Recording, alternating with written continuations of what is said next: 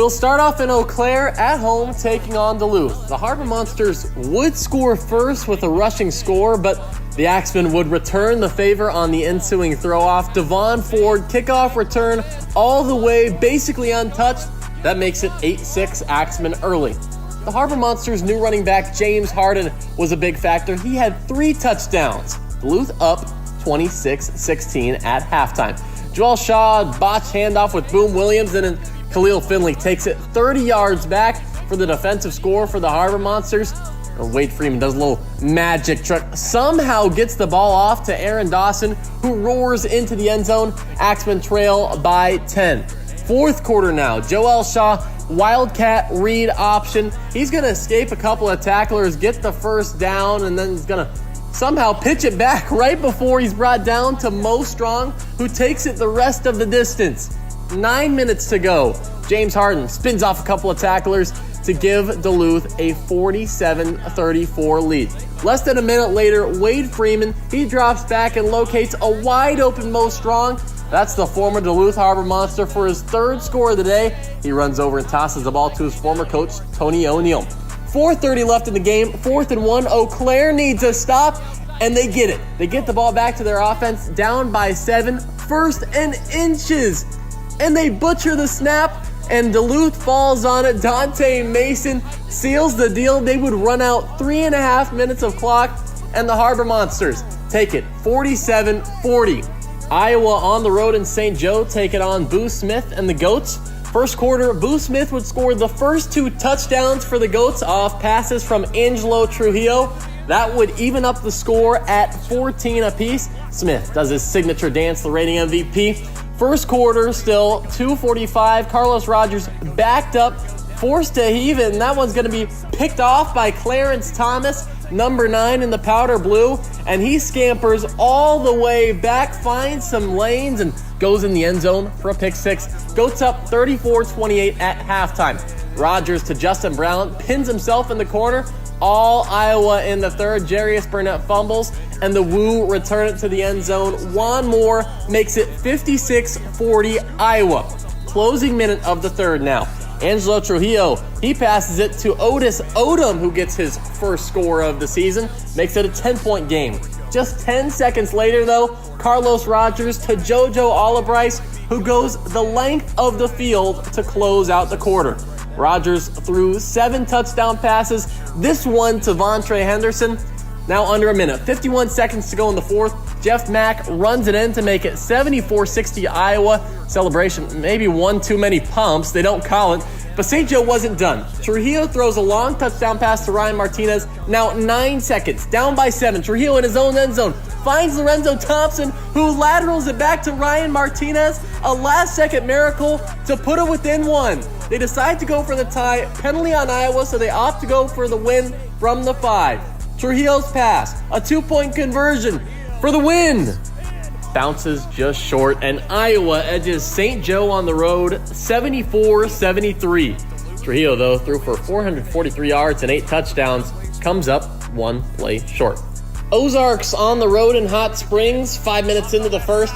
Quavon Hicks along big fella touchdown to make it 6-0 Wise Guys. Lunkers was answered back, though, just a minute later. The first-week quarterback Mike Terrace to the longest tenured Lunker, Matt Rush. They convert the 2-point conversion to take the lead. But the lead would not last long. In fact, it would only last a play because on the throw-off, DeWandre Crockett goes end zone to end zone for a kickoff return touchdown. And Crockett was not done yet. Later on, a short field pick 6 for number 5 in red. Ozarks running back Brandon Mackey, he powers in for the score. 2019 Lunkers lead at the half. 7:30 in the 3rd. Jordan Ambrose finds Lou Dorsey for a back shoulder catch and revs up the Wise Guys to take a 31-26 lead. For Ozarks, Brandon Mackey, he finished with 156 total yards and 3 touchdowns. On the other side, the quarterback, Ambrose, as usual, proficient with his legs as a dual-threat QB, scampers a long 15 yards after finding nothing downfield. Matt Rush would come in for a little bit at quarterback for Ozarks. This pass finds Emory Bryant Jr.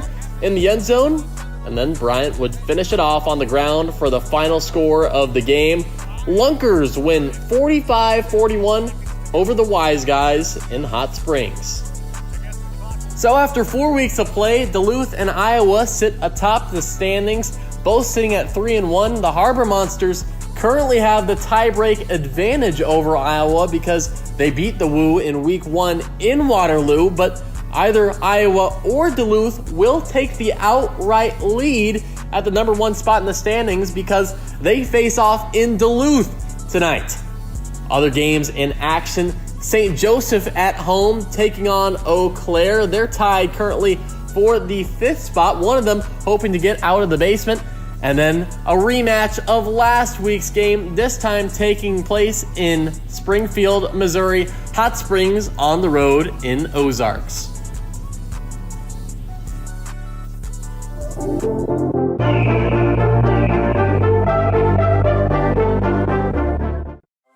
Welcome to the Arena League.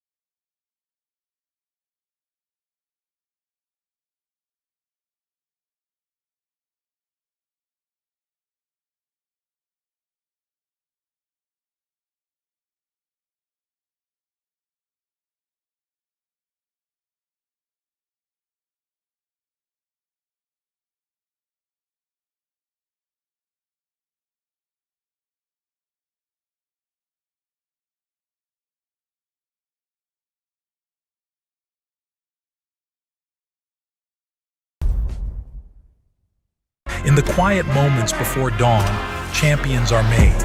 Every fan, every athlete, every moment counts. It's not just a game, it's a passion that unites us, drives us, and makes us strive for greatness. Greatness is wherever fans connect and call home. We believe in the power of the community. We believe in turning passion into action. We bring fans closer and transform loyalty into unforgettable experiences. Join us. Make every moment matter. Fan Club. Get your fans in the game. Welcome to the Arena League, where it pays to be a loyal fan.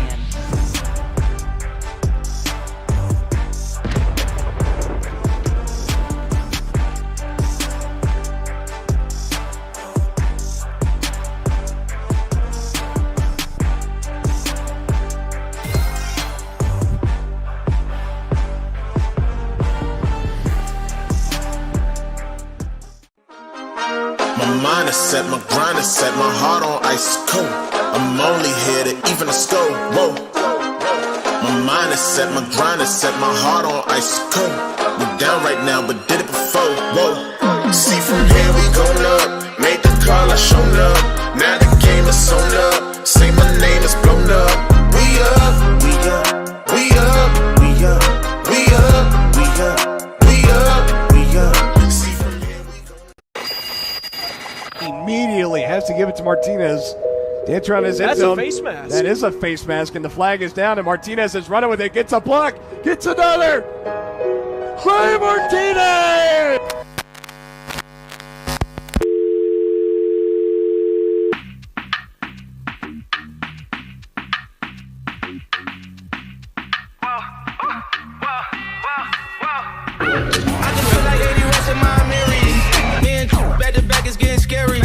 If you fucking with my eyes, just don't come near me. Put some bins all on your head like Jason Terry.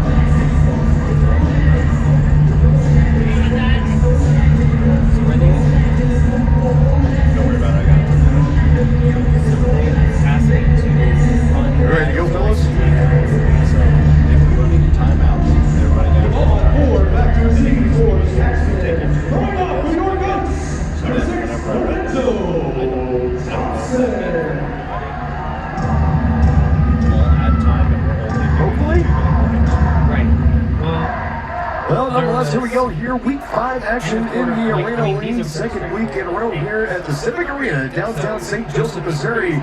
For the St. Joseph Goats hosting the Eau Claire Axemen. Both teams 1-3 on the year. And both teams looking for a big win here tonight to help propel themselves potentially to snagging that third and final home playoff spot. You got to be in the top 3 of a 16 league to host the potential playoff matchup. Dylan Funk alongside Aaron Philly. That's 4, not 3. It is 4. Could be. All right. Top 2 seeds get a bye. Top 2 seeds get a bye. So there we go. As this is thrown into the corner of the end zone and will be taken for a touchback. Thank you on the clarity for that, partner. A couple of new teams get added this year, so some things change a little bit, but we'll get into the standings. And we'll talk about that a lot more as this game here goes alongside. Again, I'm Dylan Funk, joined alongside my broadcast partner, Aaron Feely. And Aaron, the good news here with the games that we've seen in the Civic Arena, they've all been thrilling and exciting. The bad news, if you're a Ghost fan, you've been on the losing side of that, and both of them by 1 point. So looking to come out here tonight again, a battle of 2 1-3 teams. A team that you got your lone win on 2 weeks ago up in Eau Claire, Wisconsin for these Goats. Looking to replicate the same here, get that first home win of the season. Most overall record to 2-3. Yeah, the offense has been electric to this point on the year. It's really been a case of can the defense keep up in those clutch moments. A hard count taken there by Wade Freeman. He's going to throw it right away, and right at about the 10 is where it's caught. And brought in, that is number 4, Patrick Sweeney, the tight end, 6'4", 230, out of Staten Island, New York. As he picks up a good gain of 5 for the Axemen.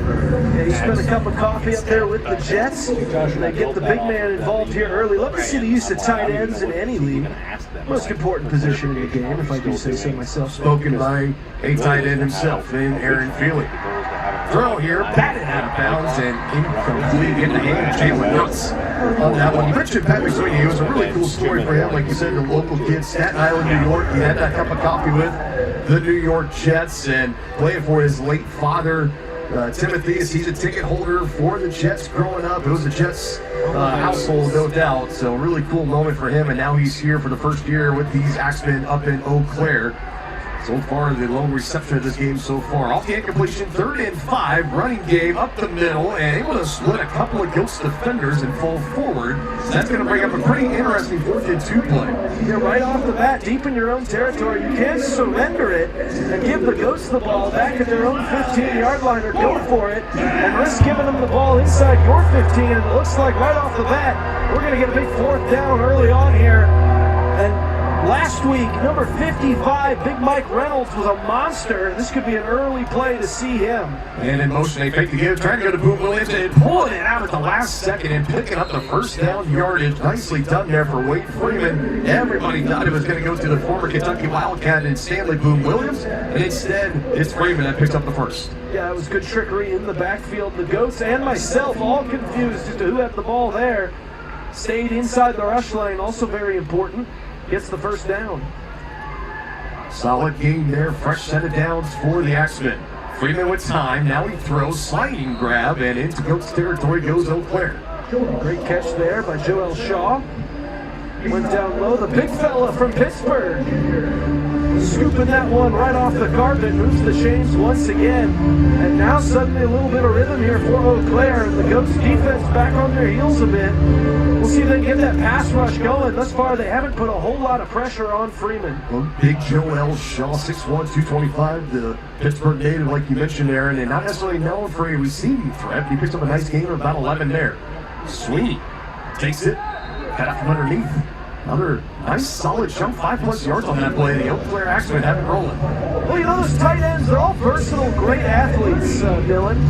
Just give them the ball on a jet sweep there, let the big man rumble. Picks up a good chunk of yardage there. I love the different ways they like to get him involved. Reminds me of like how Penn State like to use Tyler Warren if you're a college football fan. Another one. Williams lost it. Ball is on the turf. And it looks like the Goats have it.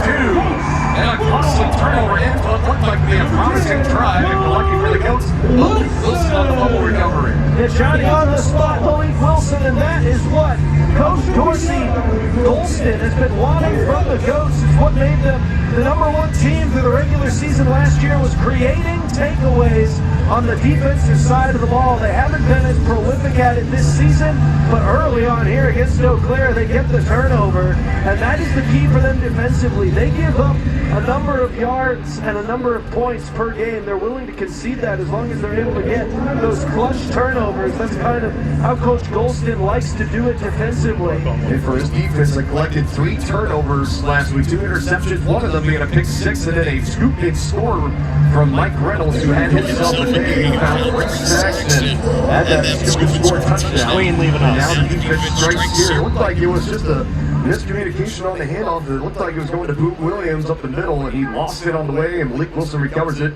for St. Joe's. Now the Goats get their first crack on offense, and a nice run here on the ground on the handoff to Charius Burnett. Burnett took a lion's share of the carries last week for him. Probably their best runner out of the backfield. Get him involved early. Goats like to go up-tempo, no different here. A shot to the end zone and incomplete. Trying to hit the newcomer, Demarius Washington, 6'5", 195 out of Dallas, Texas, making his debut tonight with St. Joe. And that one was just overthrown. There were 2 Axemen in the area, so even if it was underthrown, it might have been a potential interception. I think he had the check down to Burnett, too. I would have liked to see him go there. And for the second week in a row, Charius Burnett's going to hurdle a man, this time for a first down. On third down, when you can just hand the ball to Burnett and get big chunk plays, what's the point, I guess? They're going to get another. Right up the middle, early point of attack here for St. Joe. The chain gang had not gotten fully set just yet, but then we're going to guess and say he's got about 8 on that carry. It's now back-to-back games of 8+ for Charius Burnett. Trujillo. Got him again. There he goes. Sidestep. Bruce Smith. Stopped just short. Hammered at the 1. That was a great open field tackle. Initially making the hit there was big number 17, unrostered on my roster. And now a goal line stop, trying to go to Burnett up the middle, and it's for no gain. That was number 10 for Eau Claire. It should be David Facone. Stephen Thomas, I believe, blew that play up initially, getting right off the center. Just pitched it to him. And again, oh, this is going to be close, but they're going to say he broke the plane. Touchdown, St. Joe. That was very close, Dylan. We're right over the top of this end zone. I wasn't totally sure he had managed to break the plane, but the official puts the hands up. We got a 6-0 Goats lead, and hey, this time he found the check down. Charius Burnett off the play action. They don't really follow with him. Now going for 2, 50-50 ball. Washington can't bring it in. Able to bobble it a couple of times, but not able to secure it on the 2-point try. So nicely done for St. Joe, who saw the lion's share of their turnovers last week.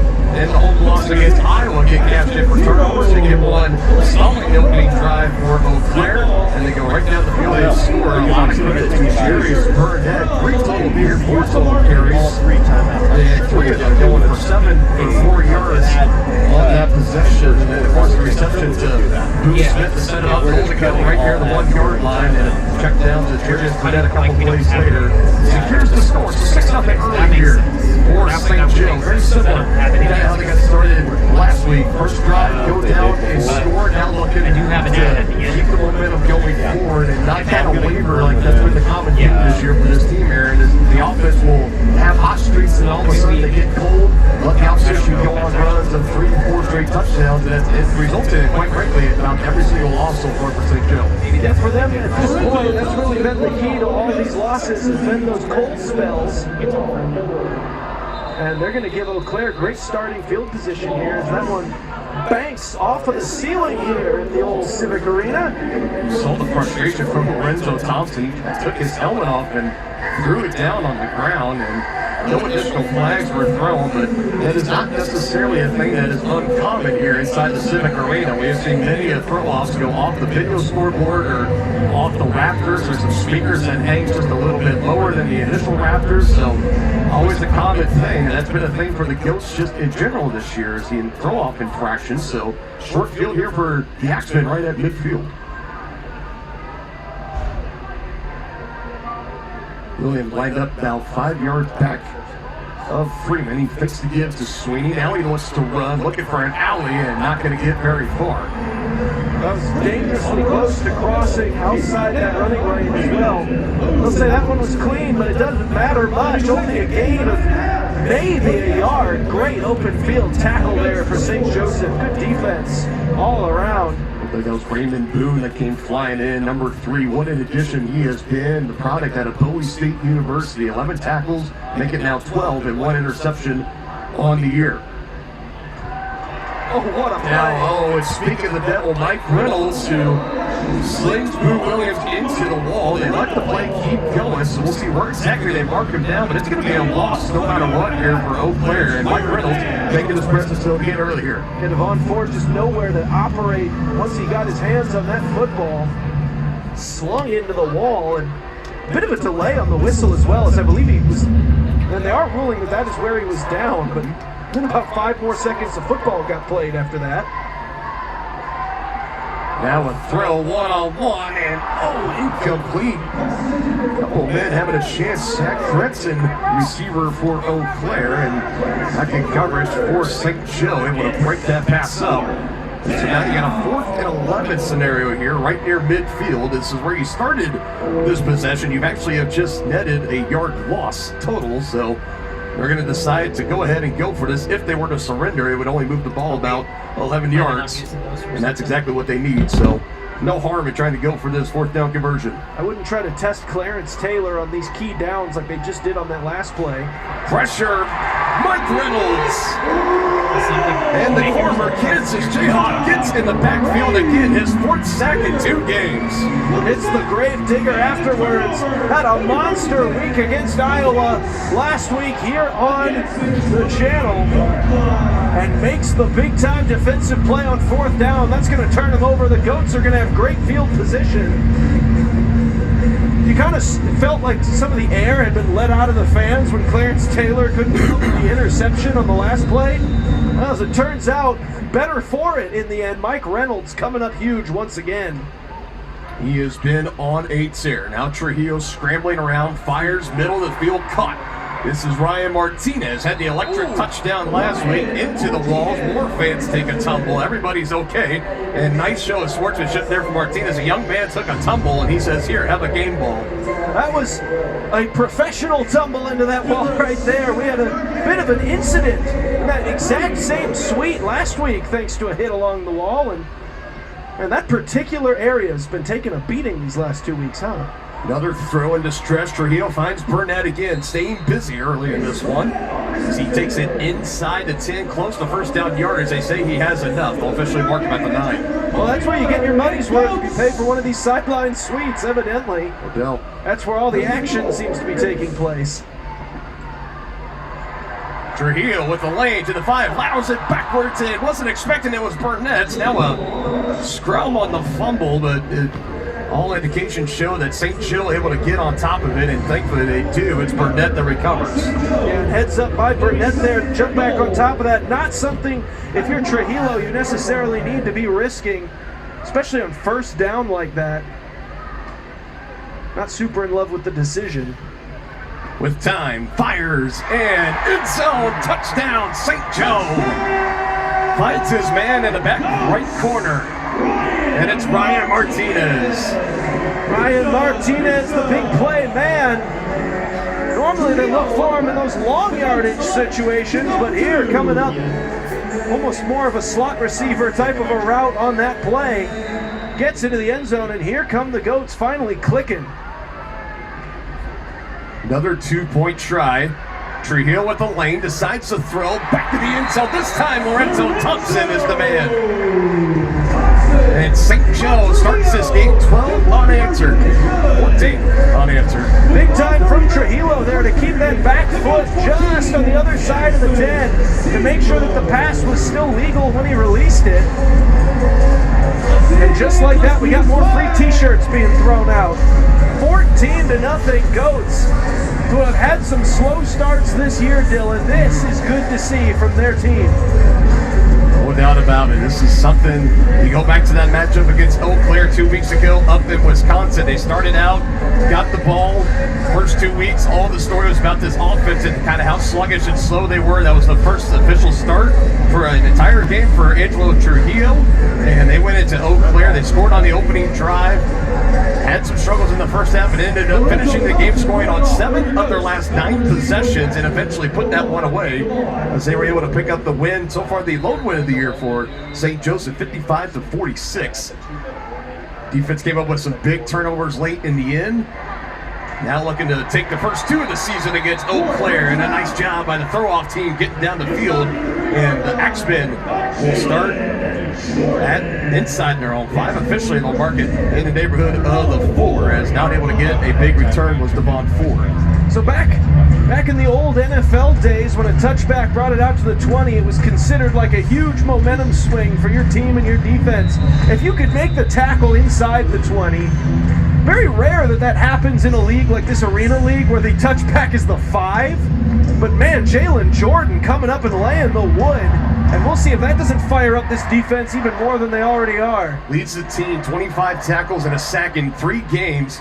He's been huge in this addition to this defense as they hand it off to Ford again. He takes it to about the 10, maybe the 11. Be careful by that wall right there around the 10-yard line. It's that same section every single time, Dylan. I tell you what.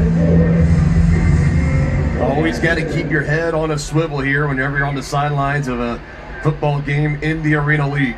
Don't put your drink on the wall. Joel Shaw is going to take the snap here. He will hand it off to McSweeney. He makes a couple men miss, but then gobbled up just shy of the 15. It'll be a 3rd and short scenario here for Eau Claire. So 3rd down and 1. How greedy do you think you'd be here, Dylan? I'd be almost a little tempted knowing that I can come back on a 4th and 1. Maybe run it right up the middle. You had some success with that on your first drive. Maybe here, run that play action off that jet sweep that you've been going. See if you can't get somebody deep. They're still sticking with Joel Shaw at quarterback. We'll continue to keep an eye on that, filling in for Freeman.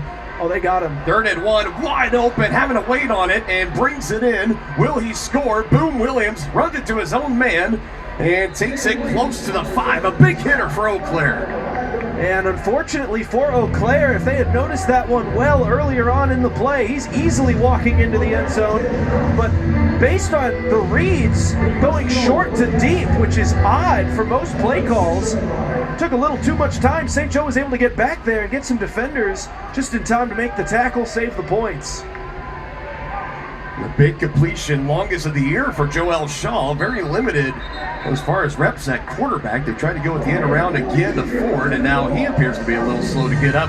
This is already a pretty banged up Eau Claire team coming in without their leading receiver and Mo Strong, 2nd-year man in the Arena League. Spent some time last year with the Duluth Harbor Monsters, and started the year here with Eau Claire, their leading receiver, just ahead of Boom Williams. So they definitely are not coming in at 100%, and now what looks like to this drive, could be the long absence of Wade Freeman, the quarterback, as Joel Shaw will take over those duties for the time being. Avoids the rush. Shaw keeping his eyes open. Time running out. Throws to the end zone and finds his man. Touchdown, Eau Claire. Pat McSweeney. And you kind of felt like it would be McSweeney if they were going to get something going offensively. Been their best offensive player here today to this point, but man, that was all on the quarterback. What a play by Shaw. Making some guys miss in the backfield, making a spectacular play, almost a 2-handed push pass, getting it into the end zone. Took a pretty good hit as he released it too to Joel Shaw, but he's got his first passing touchdown of the year. We'll have to make some more magic here on the 1-point try. Puts it up, batted around, oh, and it's caught, and going in is Boom Williams, and if that's going to be the kind of night it is for Eau Claire, St. Joe might want to look out. Yeah, so now it's going to be back on the offense to have a response. You don't want to start letting the, oh no, not the bad luck, bugs start hitting at you. The Goats have been bitten by some truly unfortunate plays here in the early part of this season through 4 weeks. You could almost pin, I mean, basically all 3 of their losses on 1 or 2 plays per game that just didn't go their way in some fluky fashion. This has been a season for St. Joe 1-3. One of the heavy favorites, without a doubt, to be finding themselves as potential Arena Mania 2 champions, but instead now tied for last place with these Eau Claire Axemen. And in every game this year, you start at week 1 and at Ozarks, you had the lead with under a minute to go in that game. You get a Hail Mary walk-off for the Lonkers. You go to 0-1. You come home. First home game at St. Joe, you play the defending champions in Duluth. Duluth goes on a big run in the second half of that game, puts you from behind, you rally from behind, but you come up just short on the game-winning 2-point try. You lose by 1. You get the win in Eau Claire. You come back home. Kind of same scenario with the Iowa Woo. You were leading at 6 at halftime. A 42-6 run later in the second half. Iowa had the lead.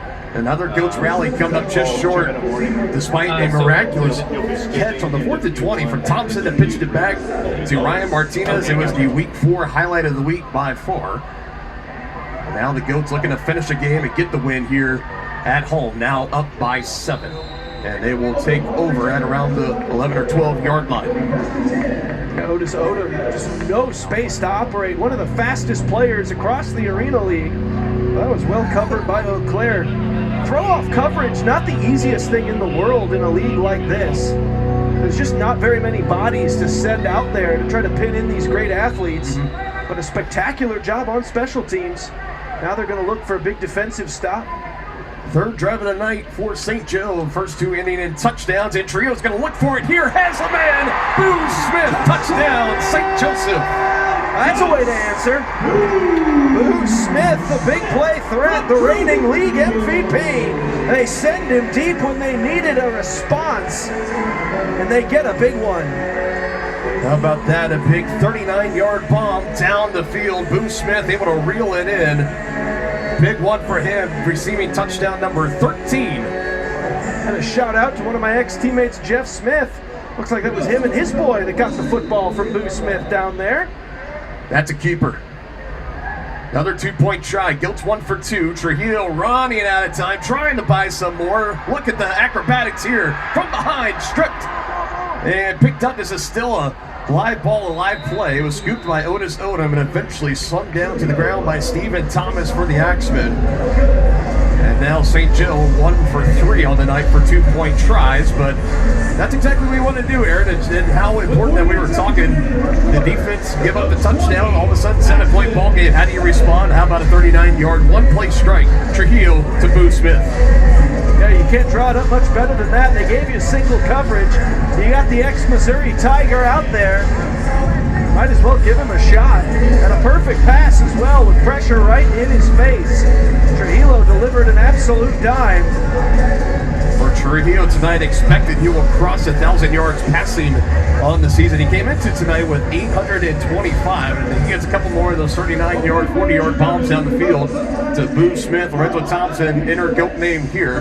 He's definitely going to pass that mark and then some. His passing touchdown now number 23 on the year. So another throw-off looming. Thompson will put it in the air for St. Joe, and again, Devon Ford back to return for Eau Claire, the leading man as far as return yards this year, coming into this game with about 500 nearly. And he will dance around 2 to 10, able to shake off one Goats tackler, and eventually Oscar Scott able to bring him down. And again, Devon Ford was slightly shaken up, getting up off the turf, but nothing too serious to bring him out of the game. And again, looking to that Axemen sideline, and Wayne Freeman continues to work it with his helmet off. So it looks like for the foreseeable future of this game, Aaron, Joel Shaw, the backup quarterback, is going to be taking over at signal caller. We'll see if they even get this play off before the end of the quarter. 3, 2, 1, does not look like it, and now whistles will come in. And after a first quarter a week ago, that felt like it went on for an entire game's worth of first quarter tonight. A little bit more on the traditional path. 20-7 is your score. St. Joe, 3 drives, scoring on all 3. Eau Claire looking to put back-to-back scoring drives together. We'll see if they can do it. Second quarter action, we return here on the Arena League. I want to wish a happy birthday to the Goats assistant dance coach, Caden Foley. Happy birthday, Caden Foley. You're ready for an exciting and high-energy performance as we welcome the Mega All-Stars to the field. This talented group of athletes has put all their work and will be showcasing their incredible skills right here, right now. The Mega All-Stars have been training tirelessly, learning their entire routine is just a single night, and they're bringing it all to you tonight's game. These athletes are ready to impress and take this game to the next level. So can everybody and show some love for the Mega All-Stars as they light up the field with their dynamic. Hey, it's Bob with Culligan Water. Your family deserves the best water, and Culligan is here to help. No matter the quality, no matter the source, if you want better water that's crisp, clean, soft, and delicious, Culligan can make it happen. We'll test your water, determine the issues, and provide you with a customized treatment solution to suit your needs. Contact Culligan today to receive your free water analysis. Ricky Dean's is St. Joe's headquarters for family fun. Test your skills at mini golf, swing in the batting cages, and reach for the sky up the rock wall, all while enjoying a cold beverage and food. Only at Ricky Dean's, the fun place to go in St. Joe. All new, all fun, all affordable, nowhere else local. Your family will find a whole new world of fun when you enter. Come visit Ricky Dean's, the fun place to go in St. Joe. This season, gear up with EWBCO, your go-to for camouflage and outdoor apparel, built for the hunt and beyond. Shop now at www.ewbco.shop. Trash your old RO.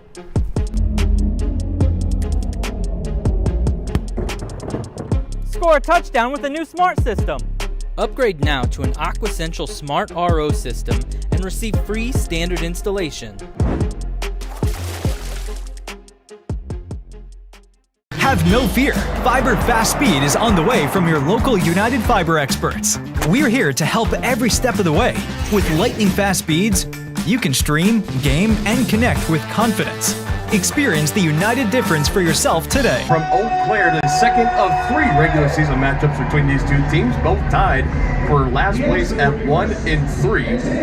We got three different clusters of teams currently tied for positionings in the standings. More on that as the game goes along. Second drive for Joel Shaw, quarterback, filling in for Wade Freeman, who is his time right now, or at least his health, as they hand it off to McSweeney here. He gets about half the yardage they need.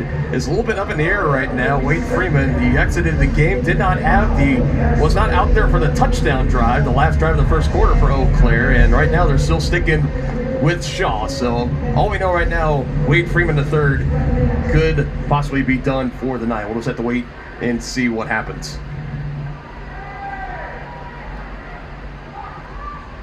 You can see now, though, the strategy has been had plenty of room over there on that far side as Williams lowers the shoulder right near midfield. First down and then some. Find ways to get number 4 the football. As you mentioned, in a slew of injuries to a lot of their skill positions, and now their quarterback. So they've just taken to their best athlete and said, all right, you're going to touch the football as often as we can get it to you. And then everyone in blue try to tackle. And for Joel Shaw, he had a total of 7 passing yards on the year. Now kind of bobbles the snap, going to try to run himself. He's a big fellow, big load to take down. He's able to fight and maybe get back to the line of scrimmage. That's part of the issue, though, with the rules here in the Arena League, updated this year. You have a blown play like that, one of the handcuffs on the quarterback. You're not allowed to just take off and run with it anywhere you please. You still have to adhere to the rush lane rules. You're going to have to cross the line of scrimmage between the hash marks. And obviously no one was running a pass route on the play. Really limits you on plays like that. 2nd and 10, Sweeney deep. Shaw trying to buy time. Pressure coming now. Fires down the field, and a flag will come in. So he tries to float it down the field to Crenton again. And they were going to get a flag on St. Joe in the coverage of Brian Foy Jr. as he made contact early. Yeah, Foy timed that one poorly and never turned around. He had no idea where that football was. Bad positioning leads to penalties. Took all the way to the second quarter, but there's our first penalty of the game tonight. Set it up 1st and 10 at the St. Joseph 15. And insert back into the game, Wade Freeman III. Well, I guess we've been answered. So back to running back goes Shaw. At least opens up a few other options that they'll now have on offense other than just try to feed McSweeney. And so far for Shaw, he's orchestrated the lone touchdown drive of the Knights. Now Freeman will take over. Short distance go, 15 to pay dirt. Going for Shaw. A great defense, able to bat that one away. Jalen knocks the big fella out of Mizzou and Ole Miss. It just means more. It just means more. You are 100% right. SEC product. Great play on that one. Quickly trying to see if Shaw has still got his downfield route running shoes on after switching to quarterback. Runs the corner route. Knox played it beautifully. Great coverage, a late season edition here. 9.5 tackles through 2 games for Knox. He gets the pass break up there. Now another throw, and this is going to go incomplete. And now a chance for someone in those nearby suites to take home a souvenir. Now 3 straight incompletions for Wade Freeman. We agree. Gives us an opportunity to again talk about one of the fun rules about attending these games live. Footballs that end up over that wall, you take them home with you. Those are free. It's just like in baseball and the MLB, you get it, you get to take it home. Now a 3rd down to 10, undoubtedly 4th down territory here for Eau Claire. Freeman, pressure up the middle, fires over the middle, and it's incomplete again, and again it is Jalen Knox in coverage. That is 3 consecutive plays that have all been made by Jalen Knox, and I know the last one was just a throwaway, but that one again was because 26, they were trying to hit McSweeney on that quick hitch, and Knox came sprinting downhill. If that ball had been released by Freeman, I mean, you're talking about Knox would have been celebrating in the end zone, and probably would have had another fan with a souvenir. Knox, a 2-time SEC Freshman of the Week when he was at Mizzou, transferred his senior year to Ole Miss. He's as good as they come. Now 4th and 10, needing yardage, under pressure. Wilson has him wrapped up. Throw is... It is Boom Williams that comes up with it, and they're going to say it's a touchdown. Clarence Taylor was trying to literally force him out of bounds. He was trying to throw him over the wall while he was leaning on it, and he was able to fight his way, get his center of gravity back underneath his hips and come back in, get him back onto the turf. And a 4th down and 10 turns touchdown. That's been another issue for the Goats defense all season long. Those 3rd and forever, those 4th and forevers have been an issue for them. And with Malik Wilson draped on Freeman as like a cape, as the challenge flag is going to come in here from head coach Dorsey Golston of St. Joe.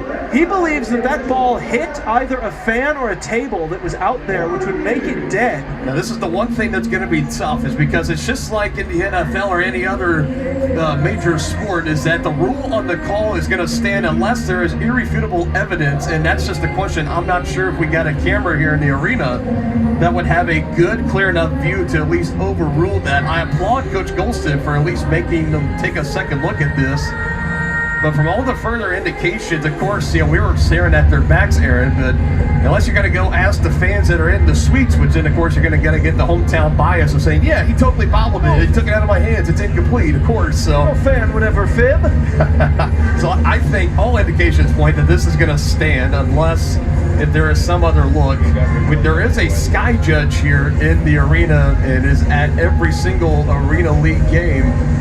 So it's ultimately going to come down to his discretion and his call as to how this play is going to stand, which I'm going to go and have a heavy wager and say it's going to stand as a touchdown. That's just kind of the way it's been, though. And credit to Eau Claire, to Freeman, and finding Boom Williams in the end zone to bring it in for the touchdown on 4th and 10 from the Goats 15. And Malik Wilson was all over Freeman. He was on him like a cape. And somehow able to get it out. And credit to Boom Williams for completing the other half of that miraculous play. And you're right, Aaron, as you alluded to, those kind of plays have hurt and harmed St. Joe this year. Those 4th and 10s or 3rd and 10s, final downs, it looks like you hold them here, you turn them over on downs, you get the ball back, but instead it's a big strike for big gains or even for a touchdown. And Coach Golston's wondering why the replay isn't being shown on the big screen, but the official telling him no, the sky judge takes a look. Well, here we go. Here's the replay, and I mean, from that lone angle, there's not going to be anything there to overturn that. Yeah, the sky judge looking at the angle, super slow-moing them in his own computer. The Jeopardy music continues. Officials coming out on the field. The field is upheld. There's no conclusive video evidence. Touchdown. Yep. There's your explanation. So pretty much right on cue, what I was telling everybody back at home, it was just going to be very, very tough to overrule that, and not enough evidence. So it is at least 6 on the board, 7 pending this 1-point try. St. Joe, every conversion has been for 2 points, and for Eau Claire, it's been for 1. That 15-yard strike, Freeman to Boom Williams. Second touchdown of the night. Back-to-back scoring drives for Eau Claire. Now bobbled here. And Freeman trying to get away, looking to throw, and he does, and it's picked off. Jalen Knox, have yourself a defensive stand. He's brought down technically by the horse collar, but on the return, he takes it out to about the Goats 20. Not once, but twice drops the ball. Now he throws it into the fence, and ended up a nice farewell. Well, the defensive play was better than the celebration. We'll say that. The defensive play was elite there from Jalen Knox. Just trying to force something there from the quarterback position. It's just a conversion play. It's not the end of the world if you have a turnover, as long as you make the tackle at the back end of it. But well played defensively by the Goats all around. After the bobbled exchange on the attempt at the handoff, almost everyone up front was just blocking, so not a lot of places to go with the ball until someone turned their head, and then Knox was ready for it once the pass came out. And now, once again, we'll see if the Goats offense has a response so they can keep a little bit of cushion between them and Eau Claire. It is now back 7-point game, 20-13, pending the upcoming throw-off here. Looks like number 21, Kendall Fowler, is going to send it to the air. Otis Odom will return it for St. Joe. It is Otis Odom, second in the league this year as far as total yardage on throw-offs, just behind the man for Eau Claire, Devon Ford. Fowler puts it into the air. It's going to be taken at the 5. Odom, he's got a looking for a return, had a lane closed up, finds another, and takes it out to about the 20-yard line. Good vision there from Odom. It's a lot easier for us up here, Dylan, looking at it from the sky view. But for Odom downfield level, sometimes it's a lot harder to see those lanes open up in real speed when everyone out there is moving as fast as they are. Found a nice cut lane, got it upfield, and nice starting field position here for the Goats. 1st and 10 at their own 20. It's been nothing but pay dirt tonight for St. Joe. 3 drives, 3 touchdowns. Gets it out, Smith. Gets around one man trying to spin and pushed up against the wall. Still gets about 5 or 6. Usually a good way to keep your touchdown streak alive is to see how many times you can get number 1 the football. He was held kind of quiet in the first about 3 weeks of action. He exploded last week, and so far off to a good start here tonight. And a flag is going to come in as Demarius Washington for St. Joe was kind of tackled down to the ground. If there's any Saints fans watching this game today, that might remind you of a certain playoff game and a certain no call. But this one, flag comes in. Number 6, 15-yard penalty, automatic first down. 15-yard penalties here in the Arena League, not spot fouls, but big penalty nonetheless, and the first penalty of the game against Eau Claire. It's difficult to interfere with a pass more than that. He just put a shoulder right into his chest there, the intended receiver for Washington. And yeah, that's free yardage for the Goats, who already haven't needed much help offensively. The blink of an eye at the Axemen 15, throws Washington looking for his first catch, and are they going to give it to him there? He does, bobbled, but kept it alive up near the wall and caught it just a couple of inches in front of a fan's face. He's going to need to be careful here. You don't want to get your first catch and then immediately give away 15 yards. End zone throw, and it goes incomplete. Boo Smith, a rare drop. That one hit him right on the 1. And he just couldn't quite squeeze the fingers. You don't see that very often, Dylan. And you don't want that to be a reason why this drive starts to fall apart. Want to bounce back here. Finds his man, Otis Odom. Touchdown, St. Joe. 4 scoring drives to start this game. Well, thankfully, it didn't do much damage at all. The Goats just able to overcome it with such ease. The offense making it look easy here tonight. This is kind of more reminiscent of the St. Joe Goats, the Kansas City Goats at the time that we saw most of last year. The artist formerly known as the Kansas City Goats starting to come alive here in St. Joe. Trujillo with a run lane, and oh my goodness, he tried to lateral it back to Odom. I actually think as he was jumping, he was trying to stretch it over the line, and I think the defender just hit his arm so hard the ball went flying out of his hand. these are limits. I was definitely thinking if he holds on to that and jumps forward, I think he might have been able to land into the end zone. Oda was the closest go to it, but he was over his head and out of play near the Goats bench. So another 2-point try, unsuccessful, but a touchdown nonetheless. 4 straight scoring drives here tonight for St. Joseph. They extend on their lead even more, 26-13.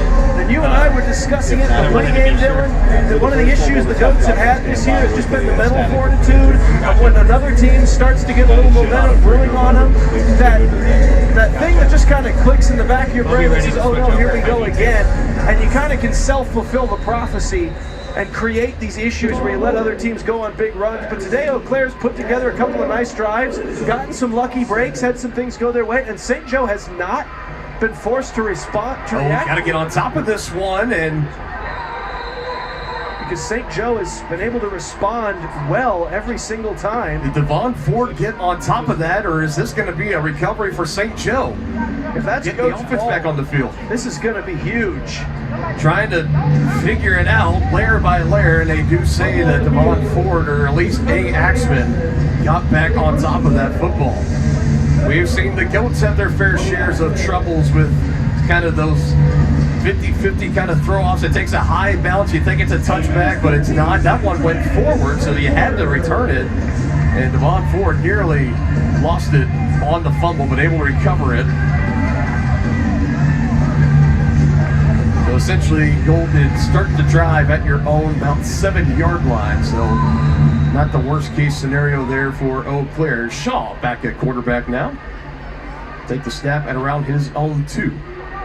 Motion, 2 men going. He hands it to McSweeney. He tries a spin move, trying to get away from Raymond Boone. I believe he lost his footing right near the line of scrimmage. So about no gain there, second down. They might have just blown a tire trying to make a cut.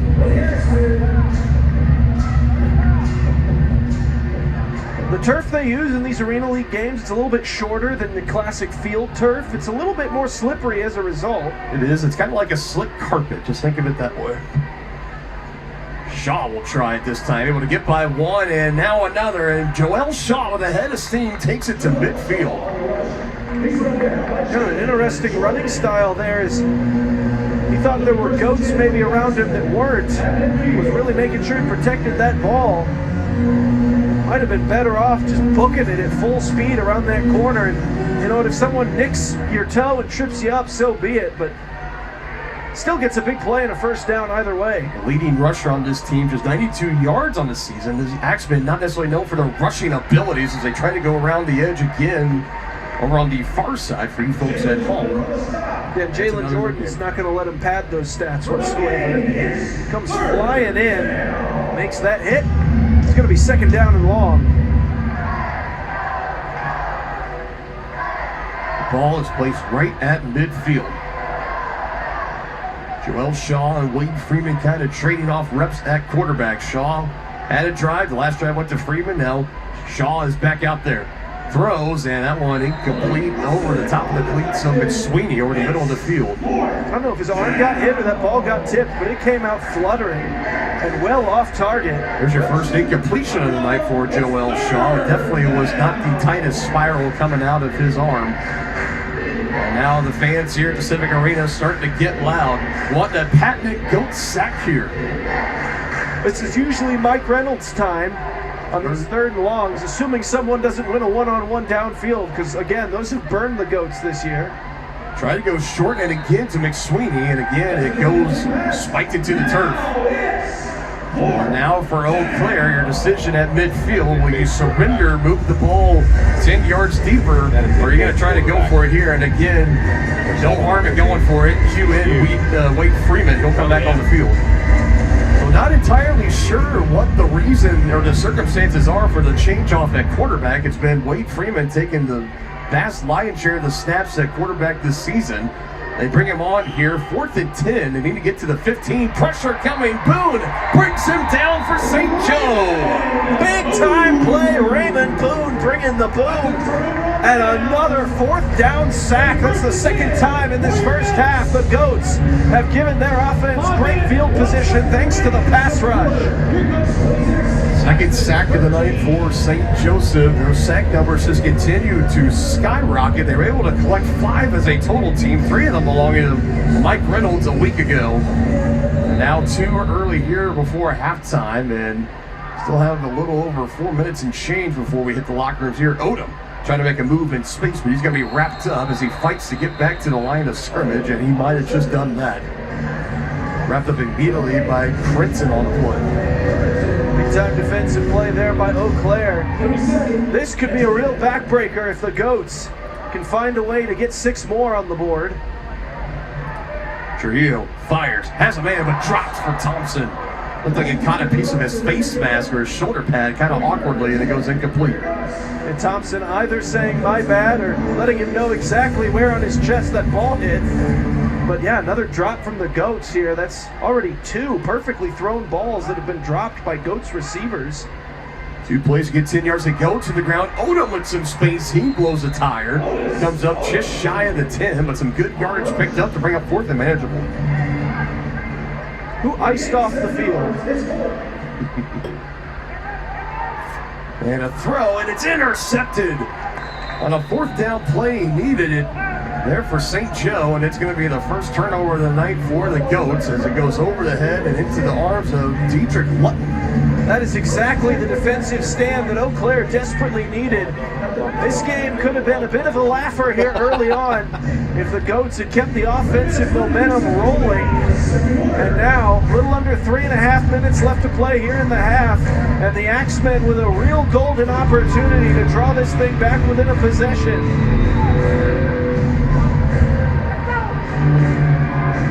Try to get some big second half momentum on their side, the same way Iowa was in this same building last week. Both teams now 1 turnover. Now Freeman looking to cash in down the field, has McSweeney, and batting it out of bounds, incomplete. Brian Floyd Jr. on the coverage, his 2nd game as a Goat. That's one thing as well that you're definitely seeing here tonight is the secondary for the Goats is holding up a lot better than they were against the top offense in the league in Iowa a week ago. It's Iowa and it's St. Joe, the top 2 scoring offenses in the league. St. Joe, the best passing offense. 2nd and 10, Freeman pumps once, twice, now will throw down the field, has a man open, and it's over his head, and a flag will come in.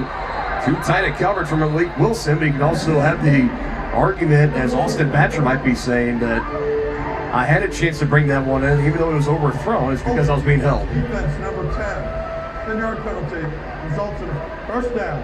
Definitely agree with the holding there more than pass interference. I don't think that ball was anywhere near catchable, but I mean, you just got to let him go. You can't get a handful of jersey like that and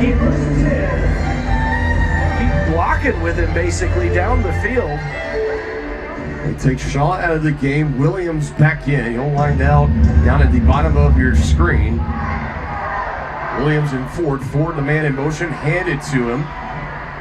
And he will get a few over there on that far side. I imagine that's going to be the 2-minute warning here.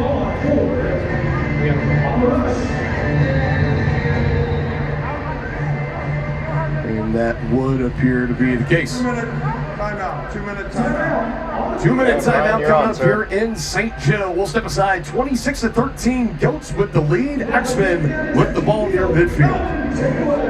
And you should St. Joe, we have a good time tonight. Let's get loud!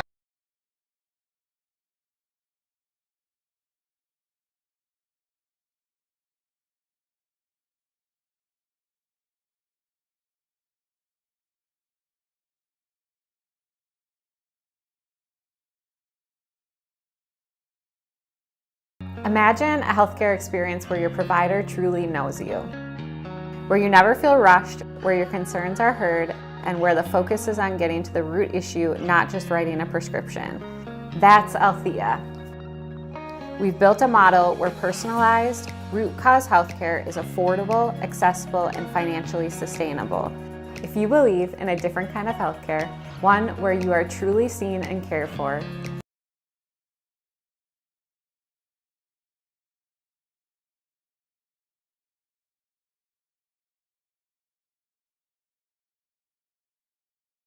Welcome to Eau Claire, Wisconsin. Bridges, Yeah, we got them.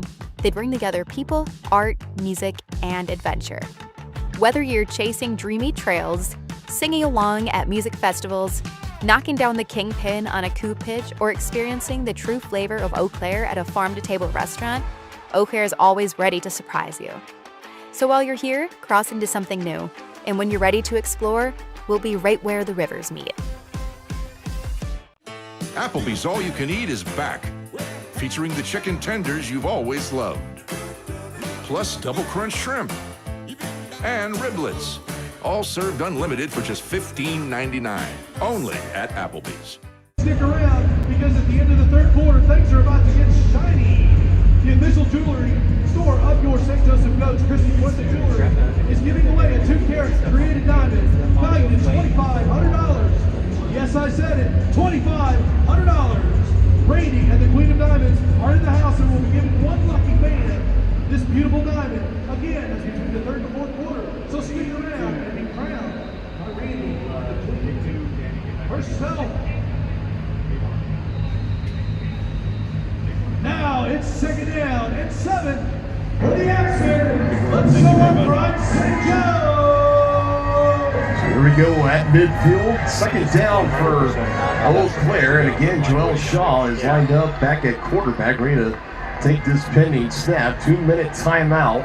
Weird wishbone going there. Yeah. Don't see that all too often here in the Arena League. And it's Shaw that will pull it right near midfield, driven backwards and not going to get anywhere. Knocks in on the play. Malik Wilson as well for St. Joe. You're not going to be able to get too much on the ground against this St. Joe defense. That is one thing that they have been stout against for most of the year.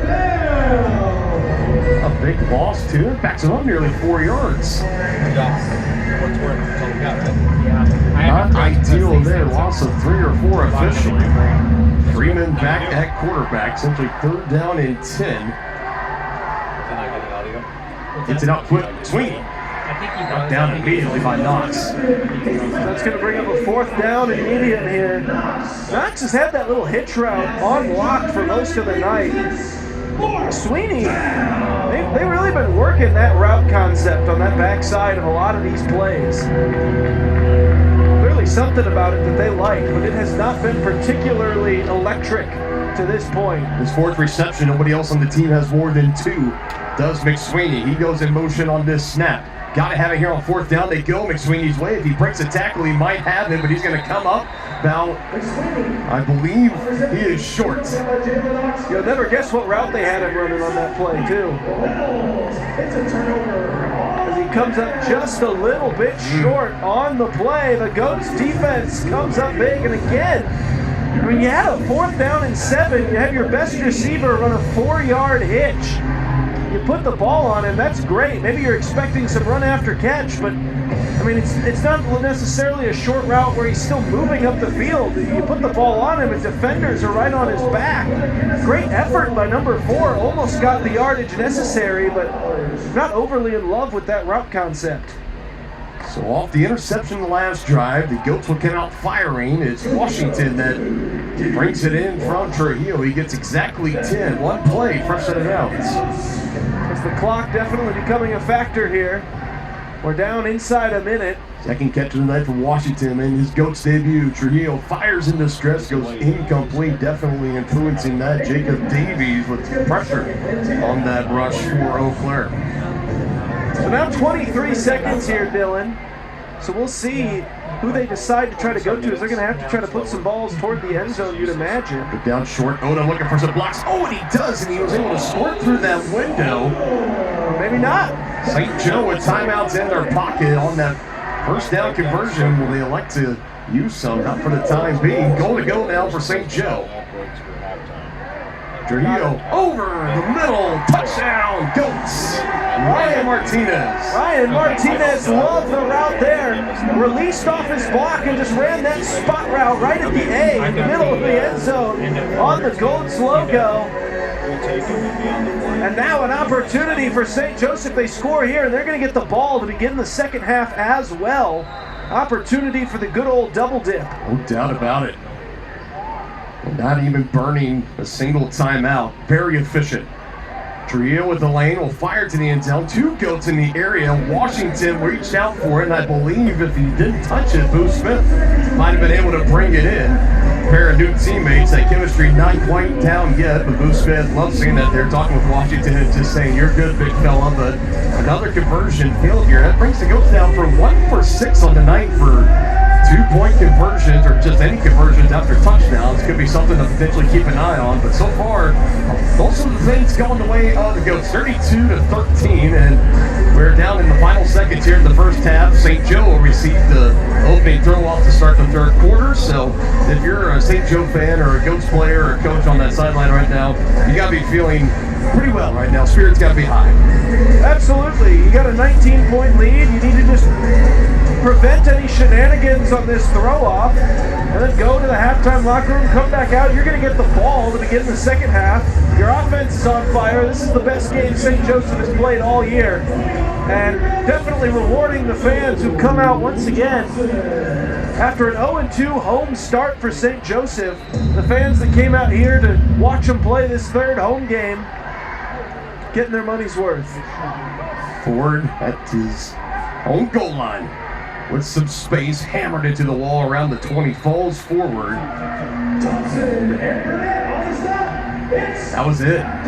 So that ran out the rest of the time here in this first half. So it was throw-off return for touchdown or bust there for Eau Claire. And the second week in a row, St. Joe will lead at halftime, their largest halftime lead of the season, 32-13, the lead over the Eau Claire Axemen. We'll talk about this first half and more when we return to the Arena League. I love them, but when we do that, if you haven't joined the Goats Fan Club yet, now's your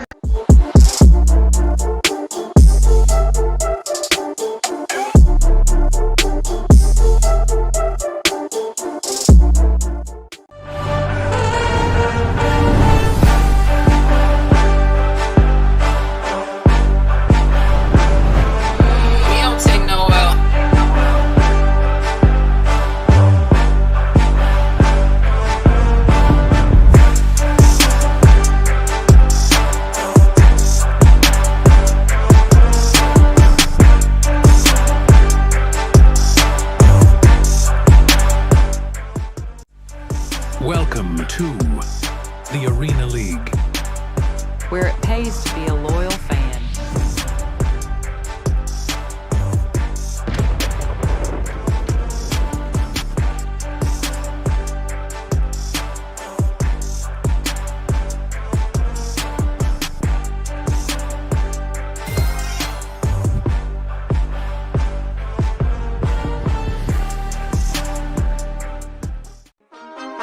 My mind is set, my grind is set, my heart on ice cold. I'm only here to even a score. Whoa. My mind is set, my grind is set, my heart on ice cold. We down right now, but did it before. Whoa. See from here we going up. Made the call, I shown up. Now the game is sewn up. Say my name is blown up. We up, we up, we up, we up, we up, we up, we up, we up. See from here we go. Immediately has to give it to Martinez. Dance around his end zone. That's a face mask. That is a face mask, and the flag is down, and Martinez is running with it. Gets a block. Gets another. Clay Martinez!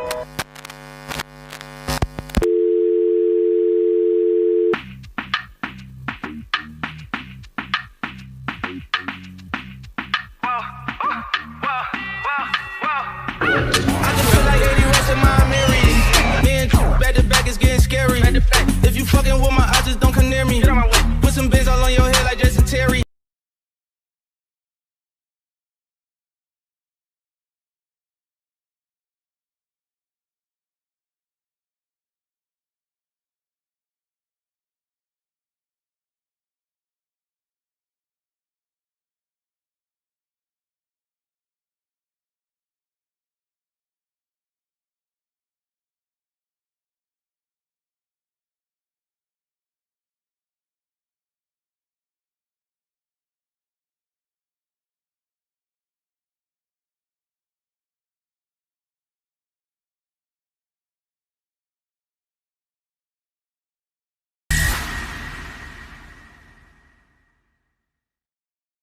In the quiet moments before dawn, champions are made. Every fan, every athlete, every moment counts. It's not just a game, it's a passion that unites us, drives us, and makes us strive for greatness. Greatness is wherever fans connect and call home. We believe in the power of the community. We believe in turning passion into action. We bring fans closer and transform loyalty into unforgettable experiences. Join us. Make every moment matter. Fan Club. Get your fans in the game. This season, gear up with EWBCO, your go-to for camouflage and outdoor apparel, built for the hunt and beyond. Shop now at www.ewbco.shop.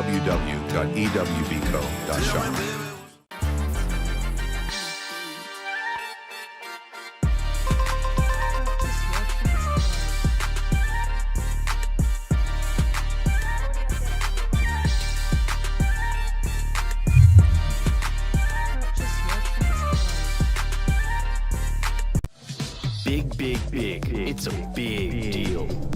You get 1 medium hot or iced coffee and 2 delicious wake-up wraps. It's the biggest deal in breakfast. It's Dunkin's $5 meal deal.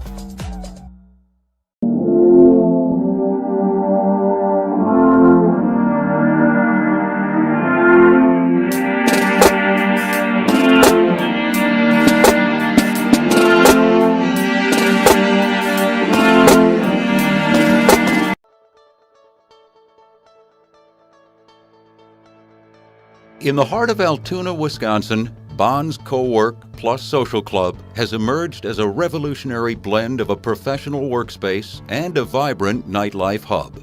Founded with a vision of creating a unique environment where work meets leisure, Bonds offers an exclusive co-working space by day and transforms into a speakeasy-style social club by night. Since its inception, Bonds has not only provided an essential workspace for freelancers, entrepreneurs, and remote workers, but has also enriched the local social scene with its unique nightlife offerings. The club's dual functionality caters to the modern professional's desire for a seamless work-life balance, making Bonds a standout establishment in the Chippewa Valley. As it continues to grow and evolve, Bonds remains dedicated to enhancing the professional and social lives of its members, contributing vibrantly to the community's cultural and entrepreneurial landscape.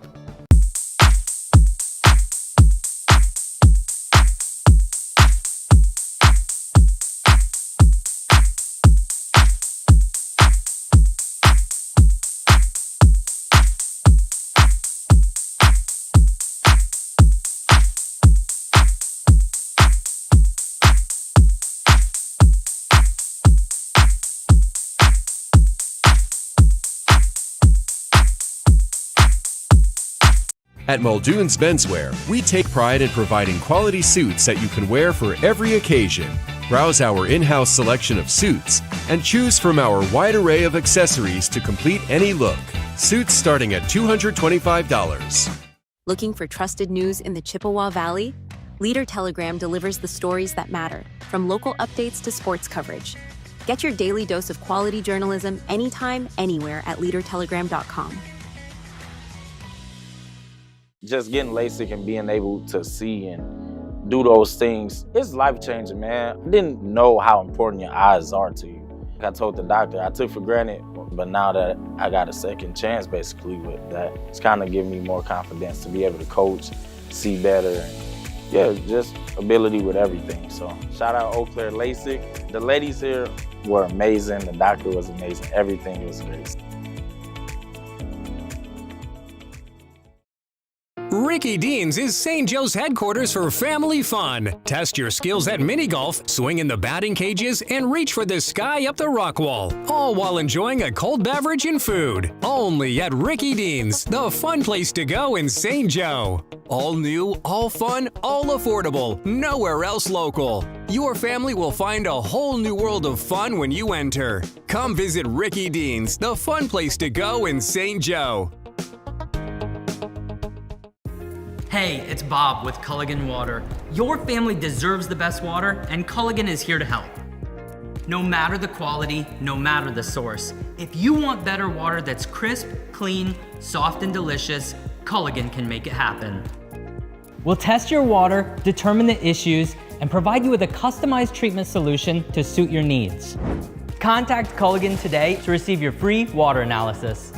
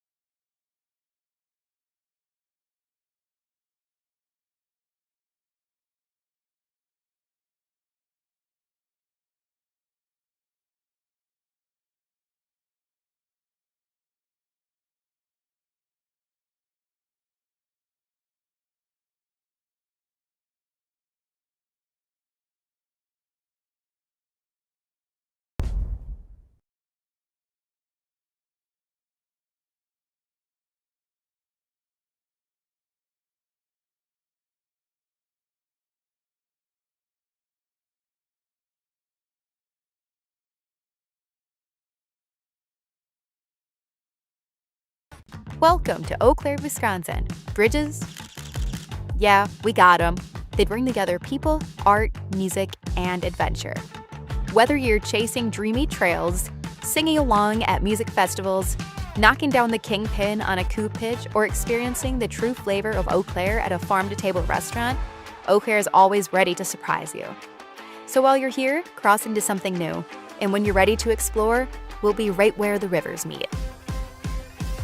My name is Lee Hofer, and I work at Eau Claire LASIK, and I've been here for 25 years. I think there are a lot of rewarding things about having LASIK as a profession. Working with young people that have defined goals, people that are 60s and 70s, and they find benefits too. But I think it's just the personal encounters, meeting new people, and seeing how their life continues from there.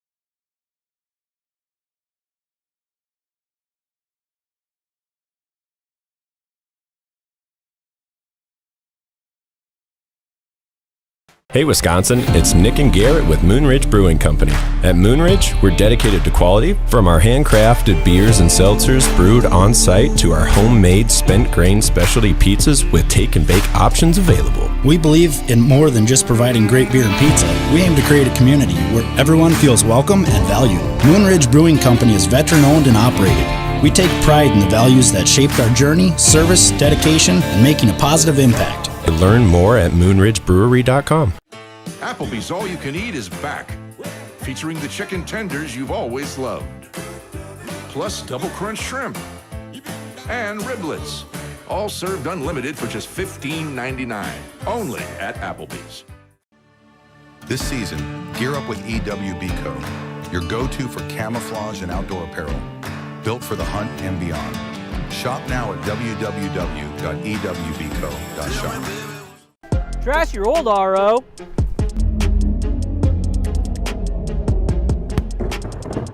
Score a touchdown with a new smart system. Upgrade now to an Aquasential Smart RO system and receive free standard installation. Have no fear. Fiber Fast Speed is on the way from your local United Fiber experts. We're here to help every step of the way. With lightning fast speeds, you can stream, game, and connect with confidence. Experience the United difference for yourself today.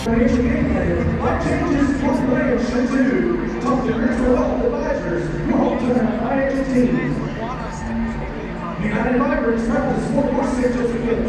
As your local fiber, that's Internet providers. United Fiber delivers the speed and reliability you need to stream, game, work, and stay connected. All with your full-time service you can count on. To your lives, stay connected, and remember, when it comes to internet, go with the local team at United Fiber. My biggest gripe is that I'm having a hard time seeing the clock because it's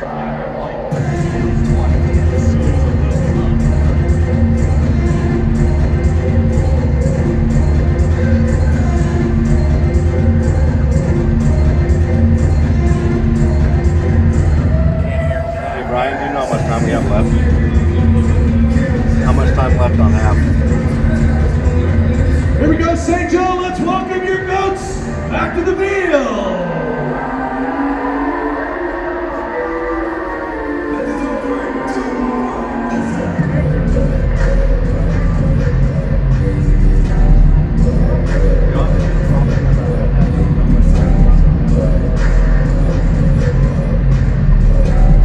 Another birthday in the house, Latham Samuel.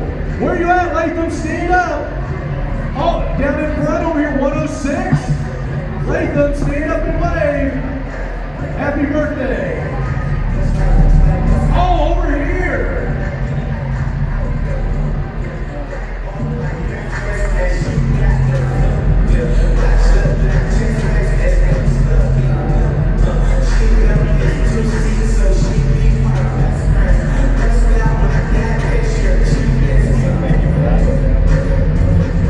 We have about 35, 40 seconds left in halftime right now, so we can go back again.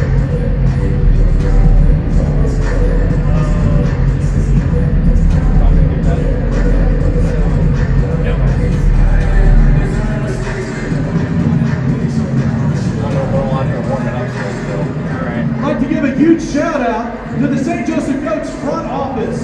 It has been confirmed that the front office is the youngest front office in professional sports. And that's because I'm not part of the front office. St. Goats have the youngest front office in professional sports. Let's hear it for those Goats. Intern and full-time guys.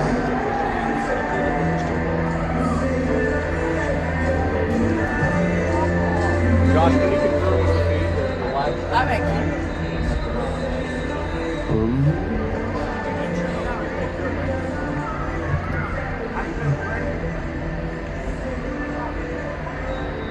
And that we are back whenever you're ready.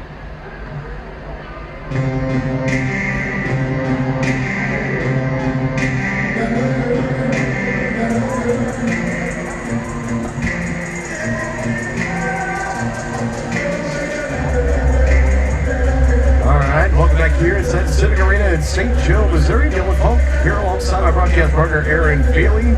And after that first half, Aaron, the score is 32-13. The Goats with the lead, and they're about to get the ball as they deferred in the first half. And so far it is the touchdown, interception, and then respond with a touchdown. This offense side for St. Joe, highly efficient, and they come out and put up another touchdown here earlier.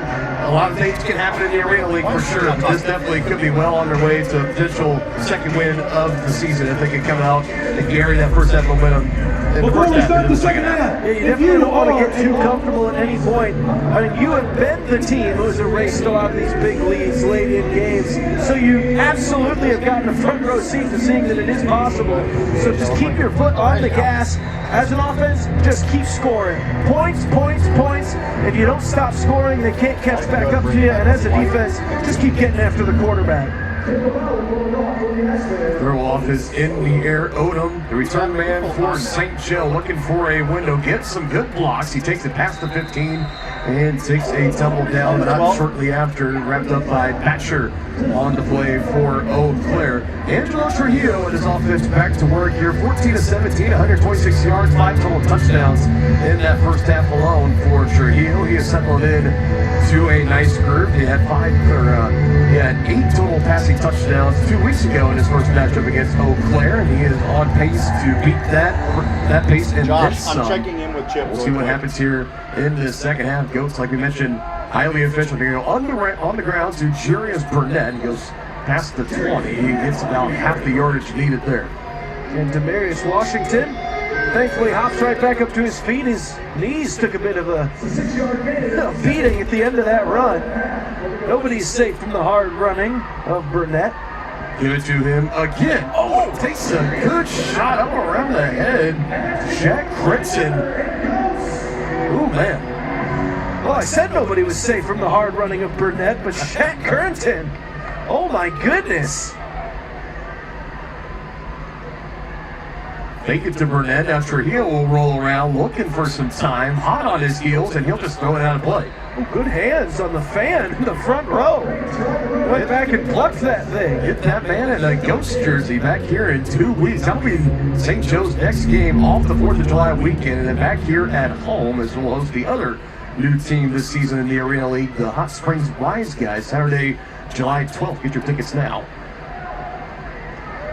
Trujillo over the middle, finds his man, Boo Smith, breaks off one would-be tackler, comes back over the middle and is hammered. He's taken down at around the 13. Maybe one cutback too many there, but once again finding a way to get Boo Smith the ball. And yeah, as you mentioned, a 3 consecutive home game stand here for the Ghosts. Could be big for flipping their season. Throw across the field, and that one will get out of play and complete. And the other advantage, too, is we know the position the Goats are in, 1-3. They're going to need to pretty much win out to really put themselves in a high advantage to get that home playoff game. The good news is you play 2 teams your last 4 games. These Eau Claire Axemen, you got one more trip up to Wisconsin, and then you'll play back-to-back games against the Wise Guys of Hot Springs. As Burnett will take it past the 10 and goal to go coming up here for St. Joe. Yeah, thankfully, no sign of Currington on that collision, and he was able to barrel his way forward, lower that shoulder, 1st and goal. Trujillo might take off, and he will. Looking for the end zone. He's in. Good open field running there from number 2, and we talked about it. That's what the Goats needed to do coming out here. Got the touchdown to end that first half, turn around, get the ball, go down, score more points. The Goats not taking any chances here. They're keeping their foot on the gas pedal. And if you can, go ahead and just bury your opponent in this league. We all know how quickly games can flip. The only real knock on the Goats tonight is 1 for 5 on 2-point conversions. Looking to start 1 for 1 here in the second half. Martinez, he'll do it. Ryan Martinez seems to have a knack for just wiggling his way up the field for those seemingly impossible yards. He also seems to have a knack for 4th and 20 for whatever reason. Has a knack for coming up with the big plays when they go see them the most. You can definitely say that about Ryan Martinez. The opening drive goes down the field and scores. So another successful drive here for St. Joe. It is now 40-13 and kind of getting into that territory for Eau Claire. If you don't come up with a response, and the response is able to string together a couple of scoring drives followed by stops through the accident, you could be looking on the way of a potential rout. So anyway, trying to stay into this ball game. We'll see what they do here on offense coming up. The big story for them is the quarterback position coming into tonight. Wade Freeman, traditional starter all throughout the season, and we saw him get taken out for a drive after starting with a turnover and then a turnover on downs. The 3rd drive belonged to Joel Shaw. He orchestrated a touchdown, and it's been him and Freeman. It's been kind of trading off reps ever since then. Ford looking for a big return to set his team up. He carries some Ghost defenders with him, about 5 yards, but then crosses the 15 and will be brought down shortly after that. So we'll see who exactly is at the helm to start the second half for Eau Claire. It's Wade Freeman is out there, so is Joel Shaw. Shaw traditionally the running back and Freeman the quarterback like we mentioned. So again, not exactly 100% clear why the kind of been going back and forth. Maybe just trying to throw this Ghost defense off their path a little bit, but only 13 points mustered in that first half hasn't entirely worked. And the Ghosts haven't necessarily been relying too much on their defense to this point in the year. Nice change of pace as they're Freeman gonna look for the shot. Boom Williams is there, and it's incomplete. Zip-lock coverage from Jalen Knox again. He has had a terrific day in that defensive secondary. Yeah, I mean, if Mike Reynolds was last week's Defensive Player of the Week for the Ghosts, you'd have to give it here thus far to Jalen Knox. He has been spectacular at the back end in coverage. Didn't fall for the double move whatsoever as Eau Claire was coming out looking for the big shot. That one didn't work, so they might have to try to claw their way back into this the more traditional sense. A pair of SEC guys, Boom Williams out of the University of Kentucky and Knox the man from Mizzou and Ole Miss. Joel Shaw will be brought to the wall. Oh, we got another fan. Mike Reynolds will do the courtesy of checking on the fan this time, and all indications look that everyone is going to be okay. No one immediately seeking medical attention, so yeah, hops right back up to his feet. That's good to see. Get that fan a nice souvenir to take home, perhaps. Third down here for Eau Claire. Take the snap at their own 18. Freeman out quick. Boom Williams is there. That's going to be real close. Far side marker is laying down. It's not standing straight up, so it's hard to see. They're calling just short. Yeah, exactly where the base of it is. It's kind of hidden in the shadows. But yeah, as you mentioned, it's going to be fourth down and anywhere between half a yard and a yard. It's hard to see specifically. Might be a situation where they go right back to Shaw, though. You get into Ghost territory, you basically pick up the first down. That's about all they need is a yard at most. Freeman going to do it himself, and he does. So instead, they let the smaller, shiftier runner take it, but it works for the first down. I thought maybe they'd give that one to Shaw, let him just lower his shoulder and lean forward for half a yard. They had me fooled as well, used him as a decoy, and Freeman picks it up.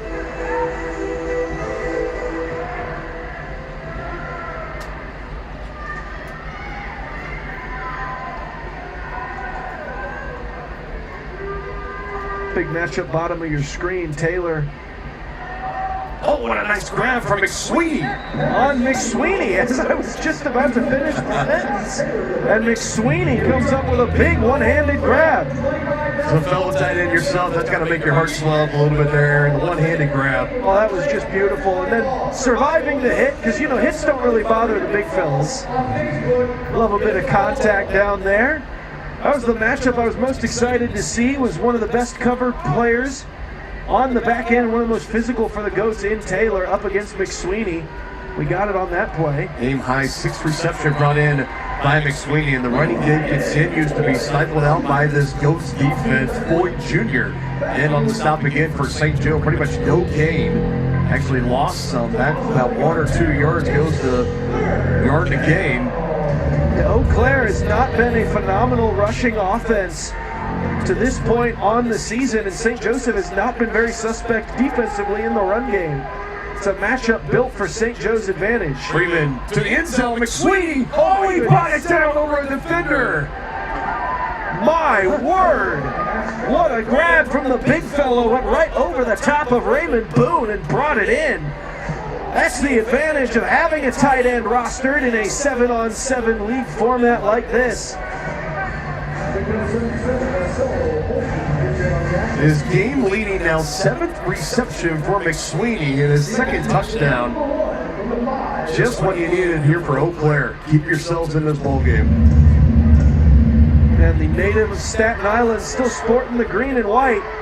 And he looked like a Sunday tight end with that last play. Pressure coming, looms, Freeman, end zone. Oh my, did he bring it in? Nearly takes the wall down. The conversion is good. Joel Shaw, the one able to bring it down, nearly dismantling our wall here on the near side of the end zone. Good job by the Ghost staff and crew on hand here to get that wall restructured and back up. So what an answer there for Eau Claire.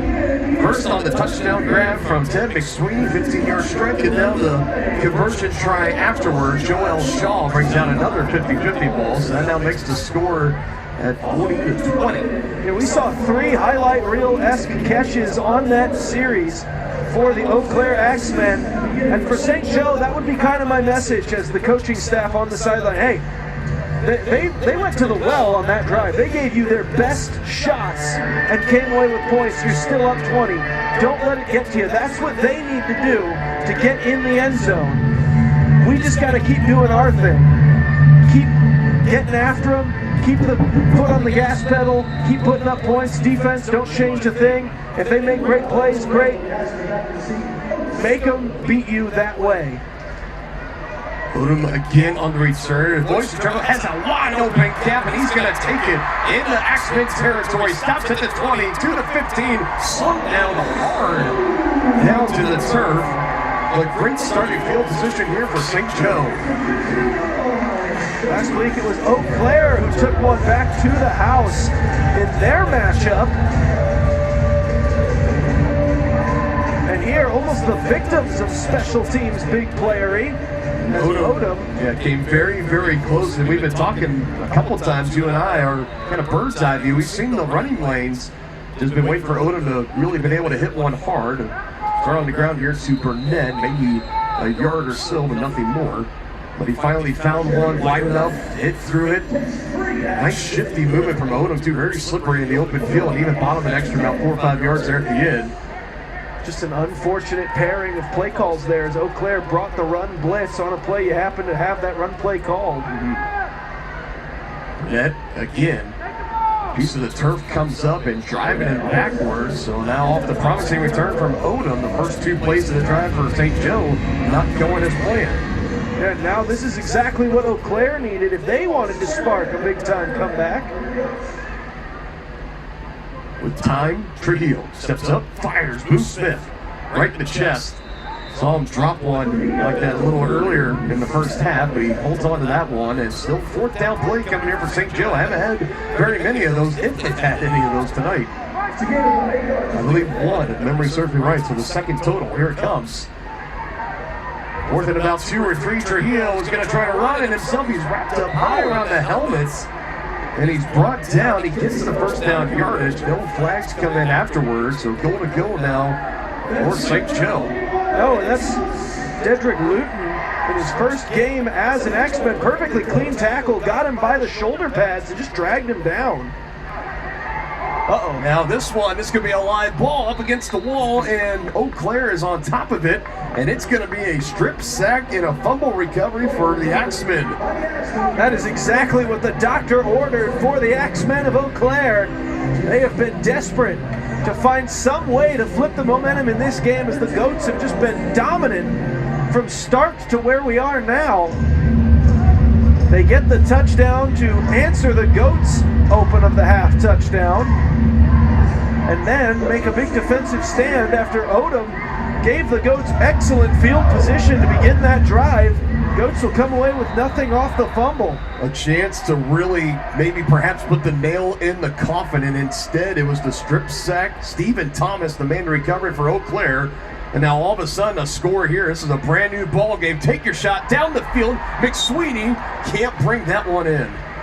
And McSweeney still almost came away with it. That was perfectly played down the field by Jalen Knox once again. They were trying to get the double move, the little move to the outside. We used to call that a stick and nod. You make the fake to the outside about 1 or 2 steps and then run to the post. They were trying to get him to shake Knox and just get a nice open route down the middle seam. Instead, Knox played it brilliantly, was in great position, and then what an effort from McSweeney, still almost came down with it. They're trying it again. 2nd and 10, this time caught and with some room to run. Heavy thud. Look at the big fella rumble. David Facone, first time we've got to call his name tonight. And he takes it into Goats territory at the 24. There's clearly something about whether you're from the area or not, you head up north toward Wisconsin, they fill you up with those cheddar dogs and cheese real early. Suddenly you're bringing the thunder, you got a little weight behind you as you're out there on the football field. They got some thudders on this roster. Freeman will try to run, not going to get far. Boone, Reynolds, and company in there. Jalen Jordan as well. Nice minimal stop there by this Goats defense. Much needed. Perhaps reeling a little bit. Yeah, big time play from the defensive front there. Been kind of a quiet night from the defensive line. Haven't made quite as many plays as they were able to last week. Ironically, in a much more offensive-driven game against Iowa. Here, the defense as a whole playing much better, but the defensive line not making as many splash plays. Freeman again up the middle, has some space. His longest run of the night as he gets the first down and then a yard or two extra at the end. Nice drive once again, Eau Claire. The offense is looking good here in the second half.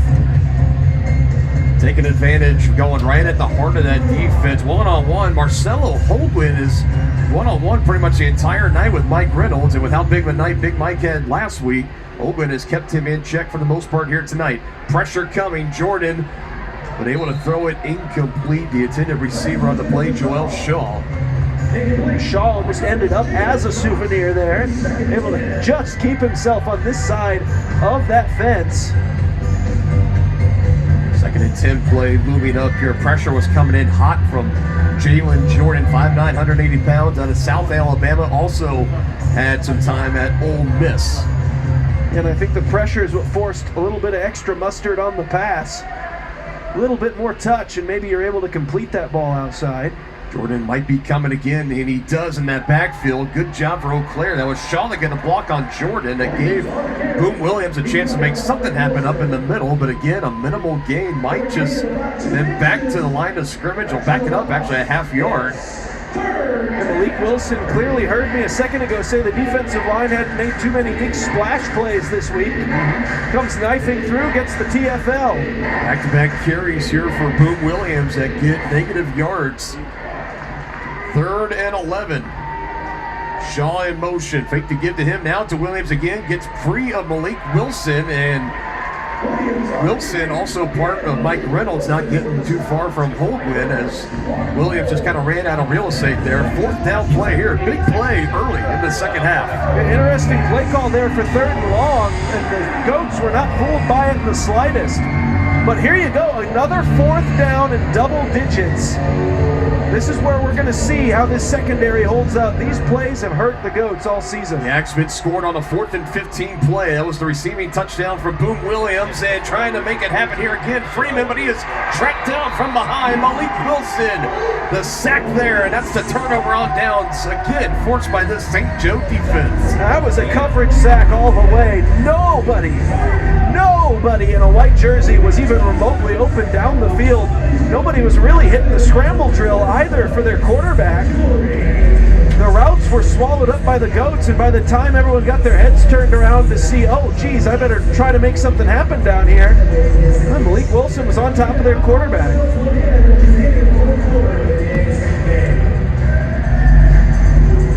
Goats with a golden opportunity here, Dylan. Yeah, that was a great stand, much needed after the second turnover. Goats minus in the turnover margin again here tonight, 2-1. But the defense came up big, and again on a drive where it looked like Eau Claire was driving, potential to score. They get to the 15. The Goats don't let them get past the 15 as 4s are up here at the Civic Arena in St. Joe.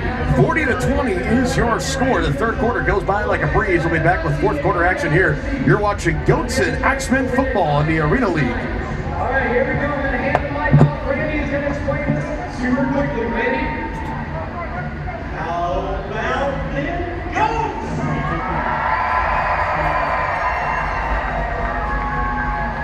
Who wants to win this 2-carat football shape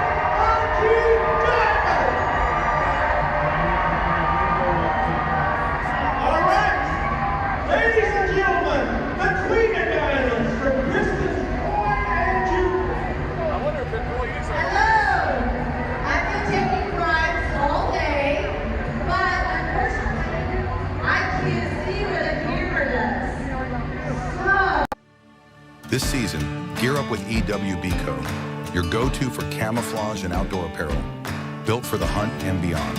Shop now at www.ewbco.shop.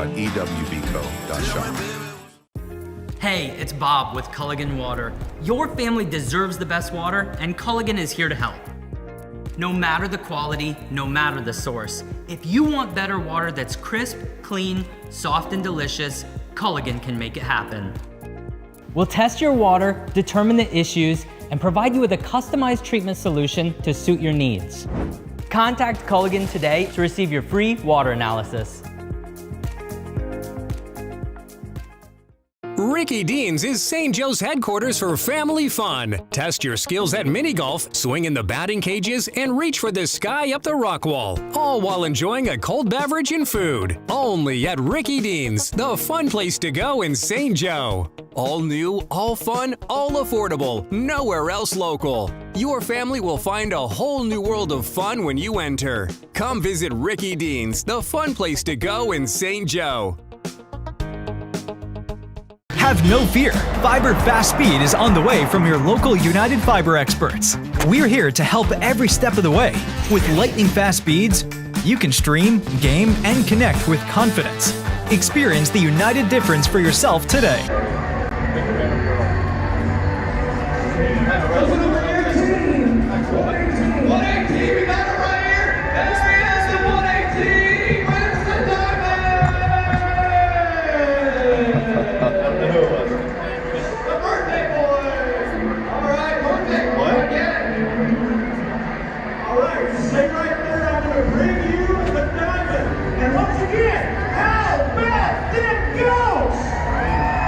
We welcome everybody back in for the start of the fourth quarter here. Aaron, I gotta say, I've seen a lot, but that's the first time I've ever seen a 2-carat football-shaped diamond given away at a sporting event, arena football, nonetheless. But awesome stuff there, and what a find for that young man in Section 118.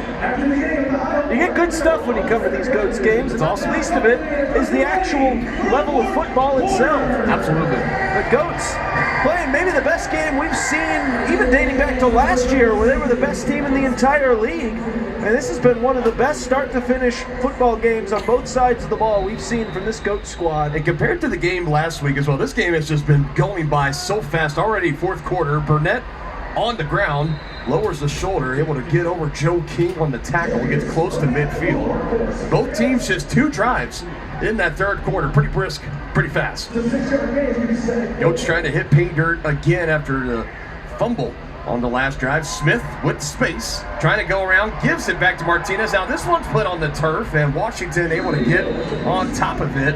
And after all that, it's still going to be a GOATS first down. I'd be a lot more careful with those laterals than St. Joe is currently being. If you're up by 20, that's the one way to let a team right back into a football game. I would just take my gain of 15 and on to the next play. That's twice now they've attempted a lateral that ended up in the turf. And I believe it's the only 2 laterals they've attempted. Both of them have ended in fumbles. Of course, the lone fumble coming on the strip sack. Thompson in the end zone. Oh, they're going to say incomplete. They're still wrestling for it. Down in the end zone. A.J. Brown in coverage. No, not A.J. Brown and the now Super Bowl champion Eagles. A.J. Brown, 6'3", 220 pounds, out of Tulsa, Oklahoma. Antonio Brown Jr. is his name, and I gotta tell you, that looked very close to a Lorenzo Thompson touchdown catch, but the official comes in and says incomplete. He also had Ryan Martinez right over the middle of the field. He never saw him, but I tell you what, from my view, partner, that looked like it hit the wall and then right back into his hands. I never saw that hit the turf. Obviously, the officials down there on the field, well, like you said, someone must have had a better view than I did. I don't know. That looked like it might have been a catch. 3-yard scamper there for Trujillo, getting about 3 more. 2 or 3 more, perhaps. Official mark is at the 11. All right, well, complete. Directing traffic. Now Trujillo, he's just going to run with it. And he's got the first down. Stopped short of the 5, still spinning around. And he will eventually get to the 5-yard line. Nice gumption there from Angelo Trujillo. Nice work, keeping himself inside the hash mark, moving the chains once again. 1st and goal inside the 5. Here we go, on the ball quick. Burnett on the handoff inside the 5, battling. There is a slew of Axemen there. Nearly all guys on the field wrapped up in that tackle. Eau Claire got away with one there too. They had an extra man on the field. He did not get off in time. But no flag came out. Officials didn't see him. And instead it's just going to be second down. Heavy dose of Jarius Burnett. His 7th carry in the second half, reaching out and breaks the play. Touchdown, St. Joe Goats. What an effort by big number 17. Almost old Walter Payton-like. Right over the top of the pile. A little bit of Cam Newton mixed in there too with the one-hand stretch. Good strong hands, manages to keep a hold of the football through the contact. And the Goats offense just keeps pouring it on. A super Cam callback in St. Joe. I love it. Another 2-point try. Trujillo will throw, looking for his man Washington, and it goes incomplete. And on the coverage there, Diedrich Lutton once again able to break that one up. Letting some of the fans there in the front row down there in those suites hear about it afterwards. I think one fan may have pointed up at the Jumbotron. I imagine that was to indicate at the scoreboard. That's the classic response for anyone that might want to taunt their team is currently down. It's just a simple look at the scoreboard. It's you can't come back from it. So it's unideal for you. It is. So 46-20, that is the score. St. Joe has pretty much been in control from this game. Well, right from the get-go, they started scoring on 4 straight other drives. They went a perfect 3 for 3 in the first quarter. They started the second with a touchdown. They had the interception and then followed that up with a touchdown before halftime. And then the third quarter, they went touchdown, and then the fumble, the strip sack fumble. Defense made a stand, and then they go down and score again to start on the right foot here in the fourth quarter. So all signs pointing towards, of course, we've seen a lot of crazy things happen, but a 26-point lead here as we're about 12 to play in the fourth, that this has the makings to be the GOAT's second win of the season, and it would be the second win of the year against Eau Claire in that case too. In final 4-game stretch starting tonight and then for the following 3 weeks, minus the bye week next week for a 4th of July weekend. 3 games against 2 opponents in these Eau Claire Axemen, and then 2 games before that against the Hot Springs Wise guys, as this is pummeled at the goal line, and Boone Williams just trying to get out of his own end zone, avoids the safety. But we have for Eau Claire now, they will be taking over at their own 1, so the shadow of their own end zone. And nobody is more familiar with that rule than the St. Joseph Goats. That has come up a lot here in this arena. Yes. And this is going to be very precarious for Eau Claire. They're going to mark it. I mean, the front tip of that ball is just at the 1-yard line. You got maybe a foot of distance from the back of the football to the end zone, to the goal line of the end zone. Not ideal by any means, as Freeman will take this snap pretty much from the back wall. He's got a man back there with him. See, they just try to hand it off and get out, and now moving early. It's going to be a false start. I'm not sure that that's going to affect too much, but move it back about a foot. If there's a time, if you're David Facone, I'm sure Coach will tell you, if there's a time to have a false start there, it might as well be in a scenario like that. So, yeah, I would be hard counting on every one of these plays if I was Eau Claire, because a false start doesn't hurt you much. But if St. Joe will give you 5 freebies, that's a lot better. No doubt.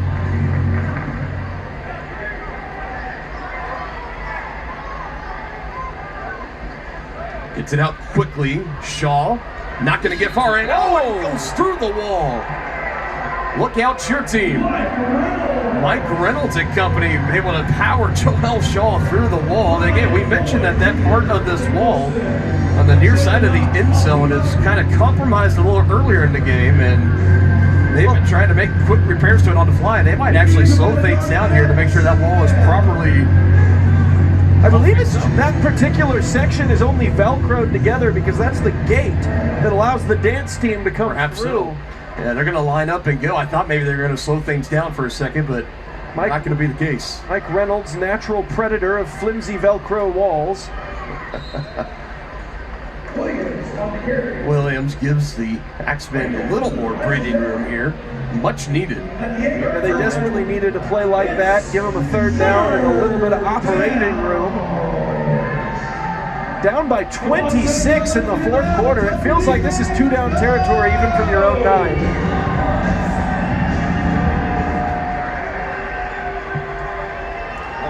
Williams in motion. Freeman fakes the give, and he gives it back forward as he was wrapped up. Raymond Boone there to wrap up the secondary ball carrier.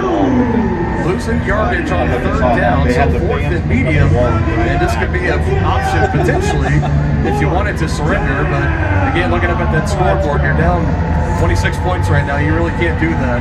And single-digit minutes left to play. Yep. So they're going to go, and man, what a game from these St. Joseph Goats. Barely at 9 minutes to go in the game. Freeman throws, caught by Shaw right near the line of game, muscling forward. He's got it, no doubt now. Still taking Goats defenders with him. Strong presence of Joel Shaw. They needed that desperately. Shaw with some attitude as well to try to induce some juice, some energy, some life of any kind into these Axemen. Now you got to find a way to capitalize on it. 1 first down doesn't get you back into this game. You need now to score, do it quickly. And that clock continues to run as well. Not your friend. Down 26 points. Freeman looking for the big strike. He's got McSweeney, and a flag will come in. That's just as good as the catch. McSweeney was one-on-one down there.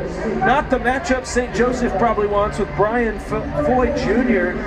One-on-one with him, and McSweeney just fights through him to the ball, forces the grab of the jersey, creates the PI penalty. I mean, they teach you that basically starting in junior high. Always, always, always work back to the football because those flags are just as good as catches.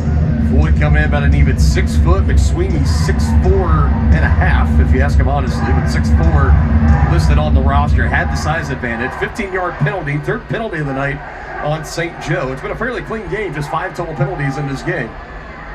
Freeman steps into the pocket, fires. McSweeney's been his favorite target tonight, but he can't bring that one in. Clarence Taylor, the 3rd in tight coverage. Taylor's been the best option for St. Joe to keep McSweeney at bay to this point. That play, though, was all the pass rush. They got to him in a hurry. Freeman had to get rid of that thing almost as quickly as it got to him, like it was a hot potato. And McSweeney just hadn't created the separation yet.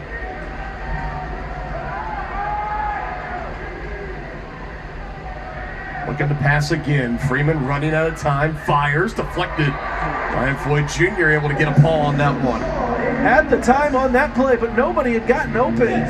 When St. Joe does one thing well, or can't get there one way, they do something else really well. Their defense has just been making plays all over the field all day here tonight. We'll see if maybe this game works as a turning point in the Goat season defensively. Again, I'm sure Coach Golston would love that, the former safety himself. Head coach and also defensive coordinator. Williams with space near the line, shoved into the wall hard. Coming in like a missile is Jalen Jordan putting the shoulder to him. So it's going to be about 4th and 2, 4th and 1. They'll put it right at the 15 is the football, so need to get to the 14. Eau Claire's had slightly better luck on 4th downs today than St. Joseph had.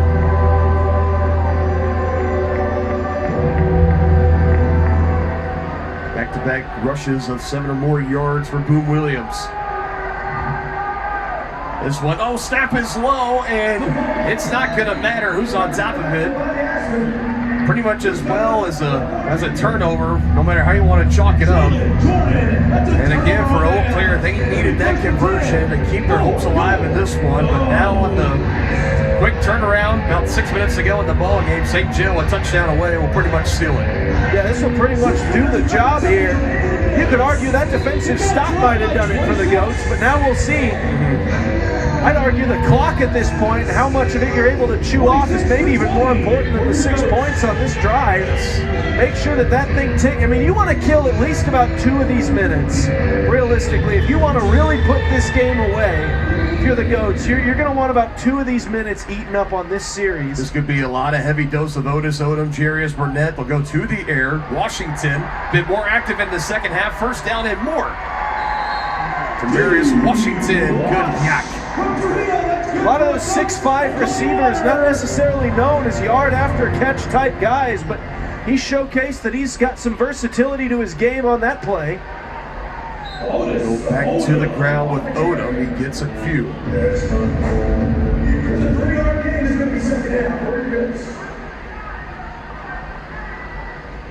Goats have been up-tempo all night tonight. Trujillo got it out of some pressure to the corner of the end zone. It is caught. Touchdown, St. Joe. Ryan Martinez, third touchdown of the night. Well, I said 2 minutes. They ate up about 45 seconds, but hey, they did get the touchdown, so Ryan Martinez put 6 more points on the board. Multi-touchdown game for Martinez once again. This offense is humming now for the Goats. Back quarter again, and it goes incomplete. Love the effort up front, by the way. Big number 83, Oscar Scott. And just 2 of 8 tonight on 2-point tries. Every conversion has been for 2 points for St. Joe. That's kind of been one of their Achilles heels so far this season. But nonetheless, their defense has done their job of holding the opposition. So it is 52-20, and I think the fans here inside the Civic Arena are starting to feel it as they are about to witness their first Goats win and the first win in St. Joe Goats history, the home win. That being, it'll be something nice to add, check off the bucket list. Of course, wanted to do it a game or two earlier, but you will take a win no matter what. And this is going to kick off an important 4-game stretch the rest of the regular season for St. Joe. One more guaranteed home game this year. They'll take on the Hot Springs Wise guys 2 weeks from tonight. And then that following week, they'll go down to Hot Springs. Second final game of the back-to-back with Hot Springs, and then up to Eau Claire, Wisconsin to wrap up the regular season in the third matchup with these Axemen. And then let the chips fall where they may as far as standings and home playoff game hopes. Ford on the return, gets out of a shoestring tackle, but tripped up as he gets to the 15-yard line. A Goat is slow to get up as Malik Wilson gets up and appears to be okay. I would say we're officially at the point where if anyone seems even mildly gimpy, I'm pulling them out of this game. No doubt. Nice 32-point advantage for the Goats. And that is what we're going to see as Malik Wilson heads over to the sideline. So they'll send in reinforcements for the front line.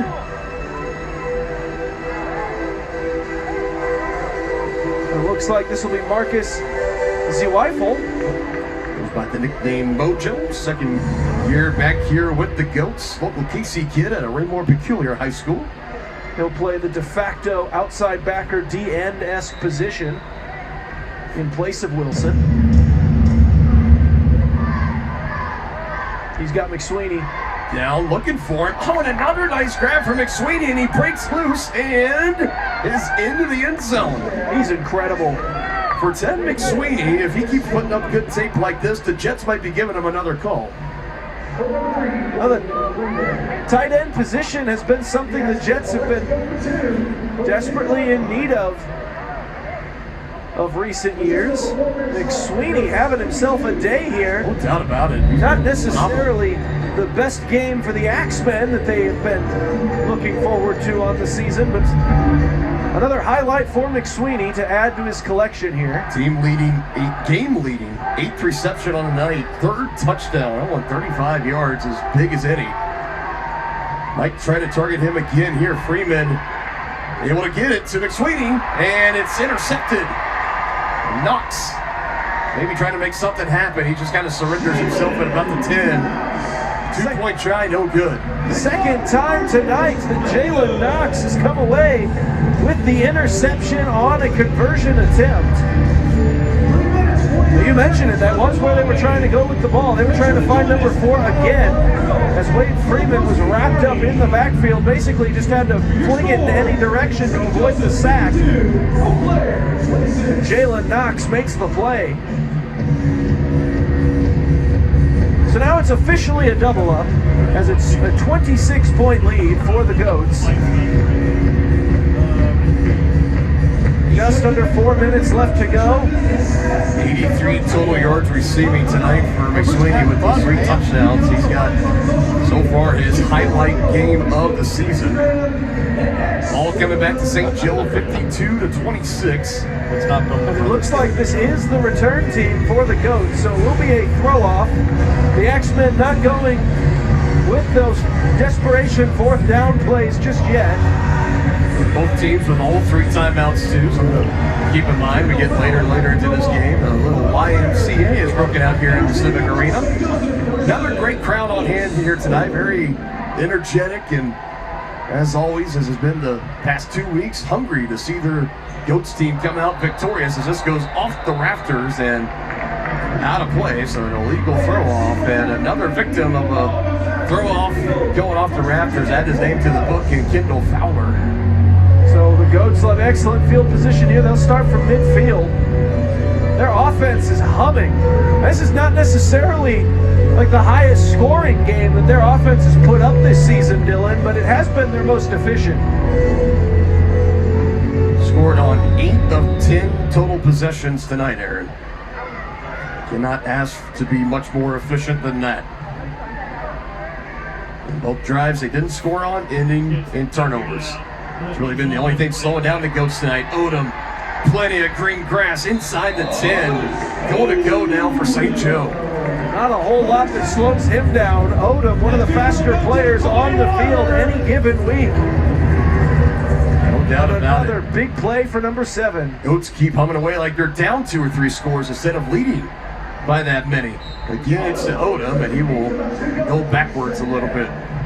So that clock will continue to run as we go towards 3 minutes left in the game. This is looking like it's going to be a huge victory for St. Joseph in the standings toward, as we keep mentioning, getting that home playoff game in round 1.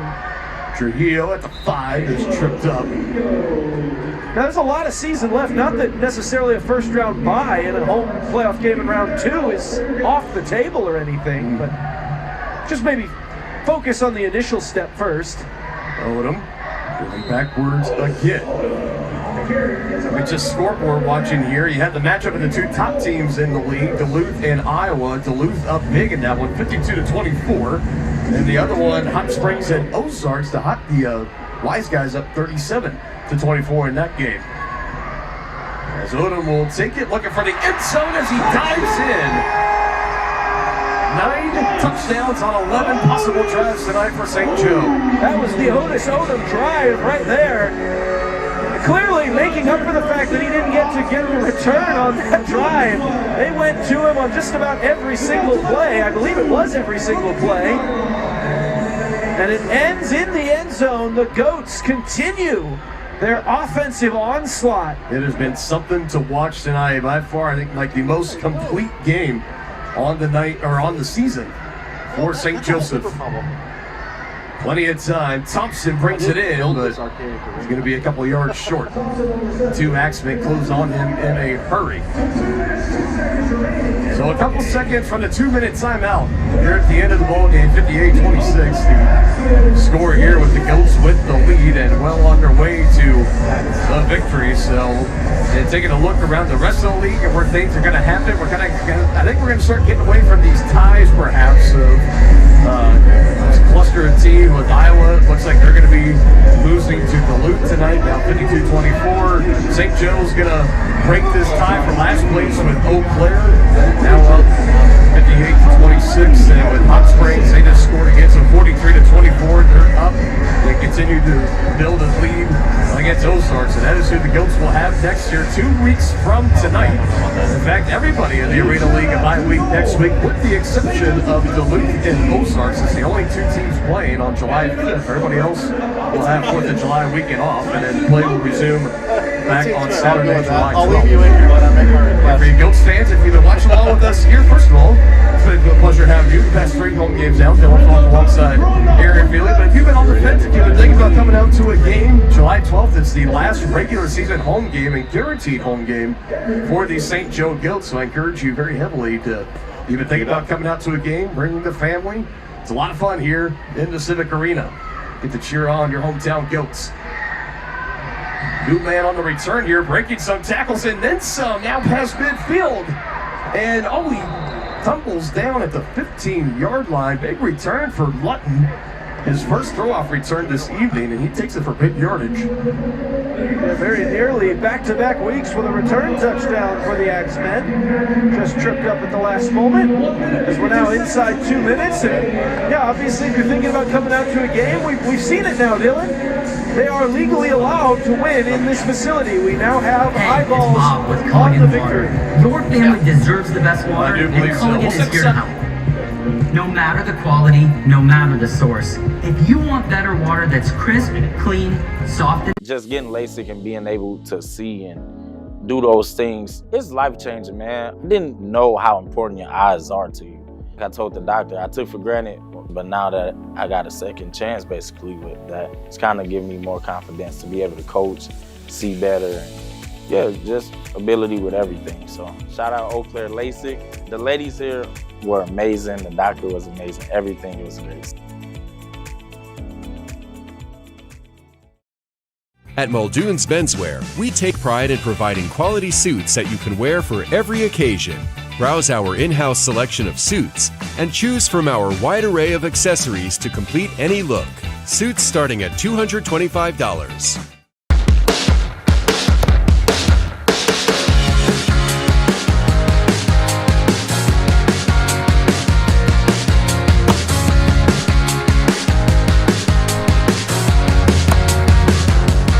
Dunkin's $6 meal deal is back. You get a medium iced or hot coffee, bacon, egg, and cheese, and 6 toasty hash browns. It's the biggest deal in breakfast, Dunkin's $6 meal deal. So off the big return there from Dietrich Lutton. His first and 10 at the 16 of St. Joe, and a throw to the end zone will go incomplete, intended for Stanley Bloom-Williams. Just not a lot of space to operate when they've been targeting Jalen Knox tonight. Once again, back in coverage and doing his job well. Well, I think you mentioned it last week. It was the Mike Reynolds Defensive Player MVP game tonight, without a question. I think it should be going to Jalen Knox. This is by far his best game of the season. He's been locked down here tonight for St. Joe in that secondary. Freeman again under pressure, and he goes down as Raymond Boone is going to be the man credited with that sack. Yeah, he was just touched.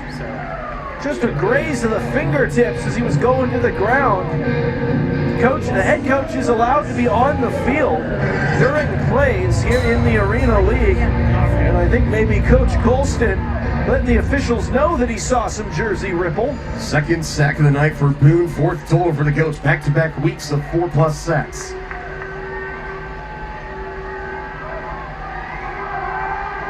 Sweeney in motion, as is Williams. Fake to give to Williams. Looking, finds his man.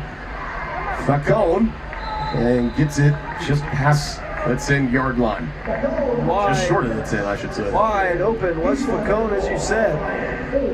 That'll be a nice chunk of plays. The Goats brought a blitz on that one, but Freeman able to diagnose it. Found the uncovered guy. Nice chunk play there. That's good quarterback play. But now under a minute to go in the ball game for Eau Claire, just trying to finish this drive strong. Finish week 5 at least on a high note. Pressure potentially coming for St. Joe. Here it comes, and they get home. Pressure. How about this defense tonight for St. Joseph? Clarence Taylor, he gets in on the sack party. Pressure absolutely coming, harder than it had been coming all game long. And a bad time to have play action going on in the backfield for the offense. No chance to do anything with that play, and now you imagine we're just going to see him squat on this thing a couple of times and head out of here with the victory. Of course, the last time that these Goats found themselves in victory formation outside of the win against these Eau Claire Axemen a couple weeks ago, as they're going to take a shot down the field. Oh, Bruce Smith! Don't tell these Goats that this game's in hand. Well, alrighty then. I thought we were just going to see some kneel downs. And the Goats said, hey, we still got fans in seats here. Let's give them a show. I would say, though, you might want to be awfully careful. You do have one more matchup with these Axemen coming up this season. You don't necessarily want to get accused of the old running up the score and maybe giving away free bulletin board material. Backwards. Martinez at the 5 and hit hard at the 2, and the Axemen are not going to allow him to go forward, nor the option to pitch it backwards. 32 seconds. I suppose on the flip side of that, one of the key tiebreakers is points scored here in the Arena League. So, hey, Goats deciding to make sure that they've got that tiebreaker locked in. They in Iowa well ahead of the pack as far as offensive points scored on the season. But looking at very different places in the standings. Offense tonight, scoring on 10 of 12 possessions, and that one was, again, I think all of us, the broadcasters and fans included, just thought a couple kneel outs, unless an Eau Claire was going to burn their timeouts. Now I get it if you try to kneel it once, Eau Claire takes a timeout, and then maybe you try to throw it down the field there, but they wasted no time. One shot to Angela Trujillo to Boo Smith for Boo tonight. That is touchdown number 2. Both of them have been for 30-plus yards as he is starting to get back to his offensive and league MVP form from a season ago. 64 put on the board here tonight for St. Joe. Second highest point total, just behind the 70-plus they had in the loss last week against Iowa. As a bounce into the end zone, and now what was looking like was going to be possibly a potential safety, and the throw-off team for St. Joe taking it like that, but they do indeed call it a touchback.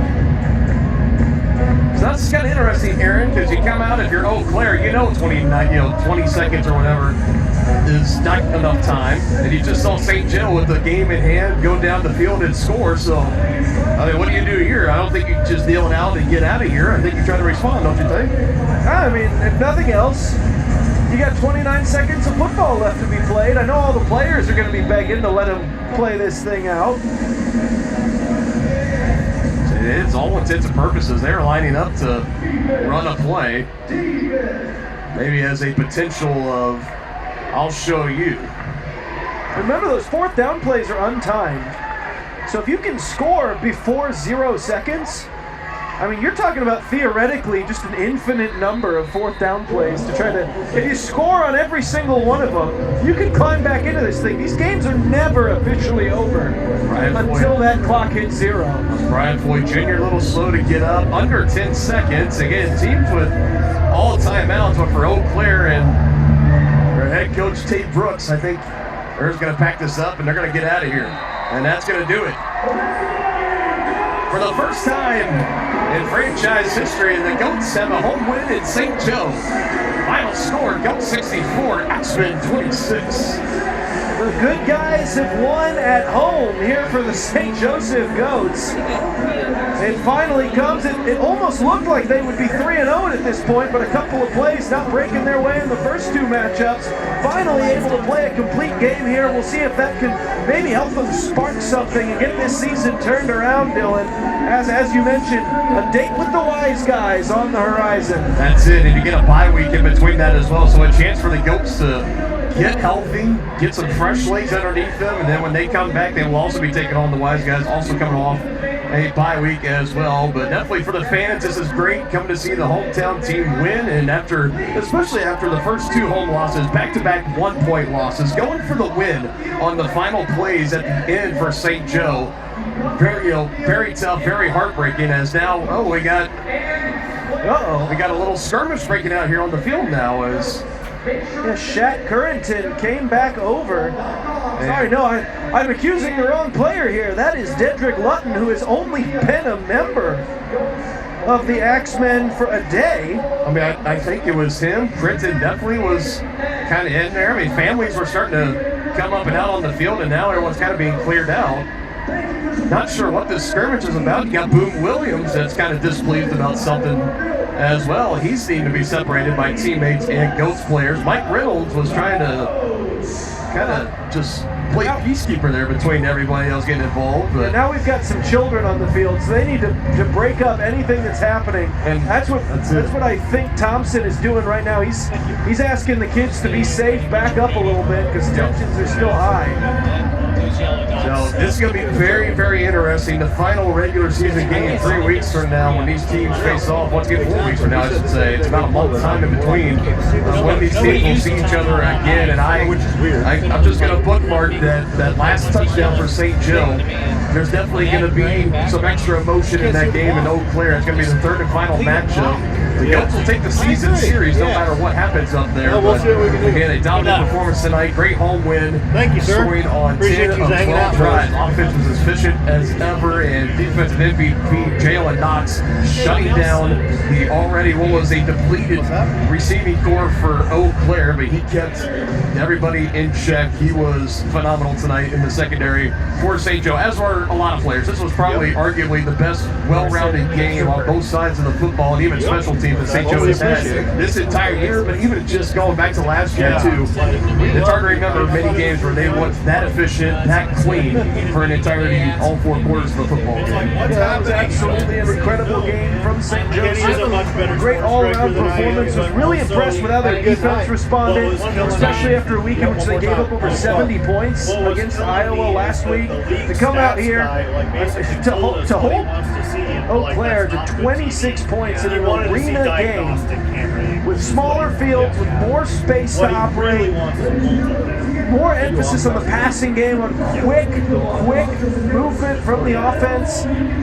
26 points is an amazing defensive performance from the Goats here tonight, who have not been relying on their defense much this year. They have been an offensive football team to this point, and the offense came to play too, but definitely the thing that stood out the most was how their defense responded tonight. I mean, if you want to grasp at straws, 2 turnovers tonight for St. Joe. They were only able to take one off of Eau Claire, so that's probably one of the things, along with conversions after the play. But nonetheless, dominant win tonight for St. Joe. Victorious 64-26, moved to 2-3 on the year. Thank you for watching the Arena League here on YouTube. Maybe I should have made that like a push to talk. I think that, yeah, this threw me off a little bit, but I think that totally do that in Companion, where it's like it'll be on for as long as you hold the button and then you release. My mind is set, my grind is set, my heart on ice cold. I'm only here to even a score. Whoa. My mind is set, my grind is set, my heart on ice cold. We down right now, but did it before. Whoa. See from here we going up. Made the call, I shown up. Now the game is on up. Say my name is blown up. We up, we up, we up, we up, we up, we up, we up, we up. See from here we go.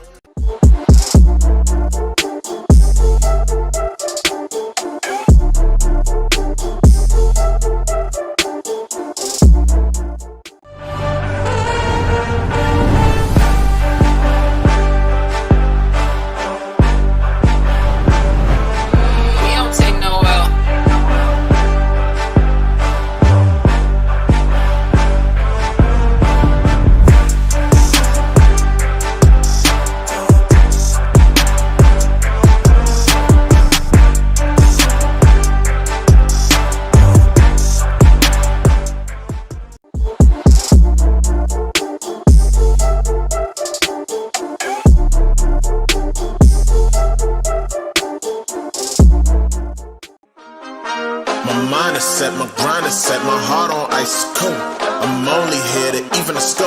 Whoa. My mind is set, my grind is set, my heart on ice cold. We down right now, but did it before. Whoa. See from here we going up. Made the call, I shown up. Now the game is on up. Say my name is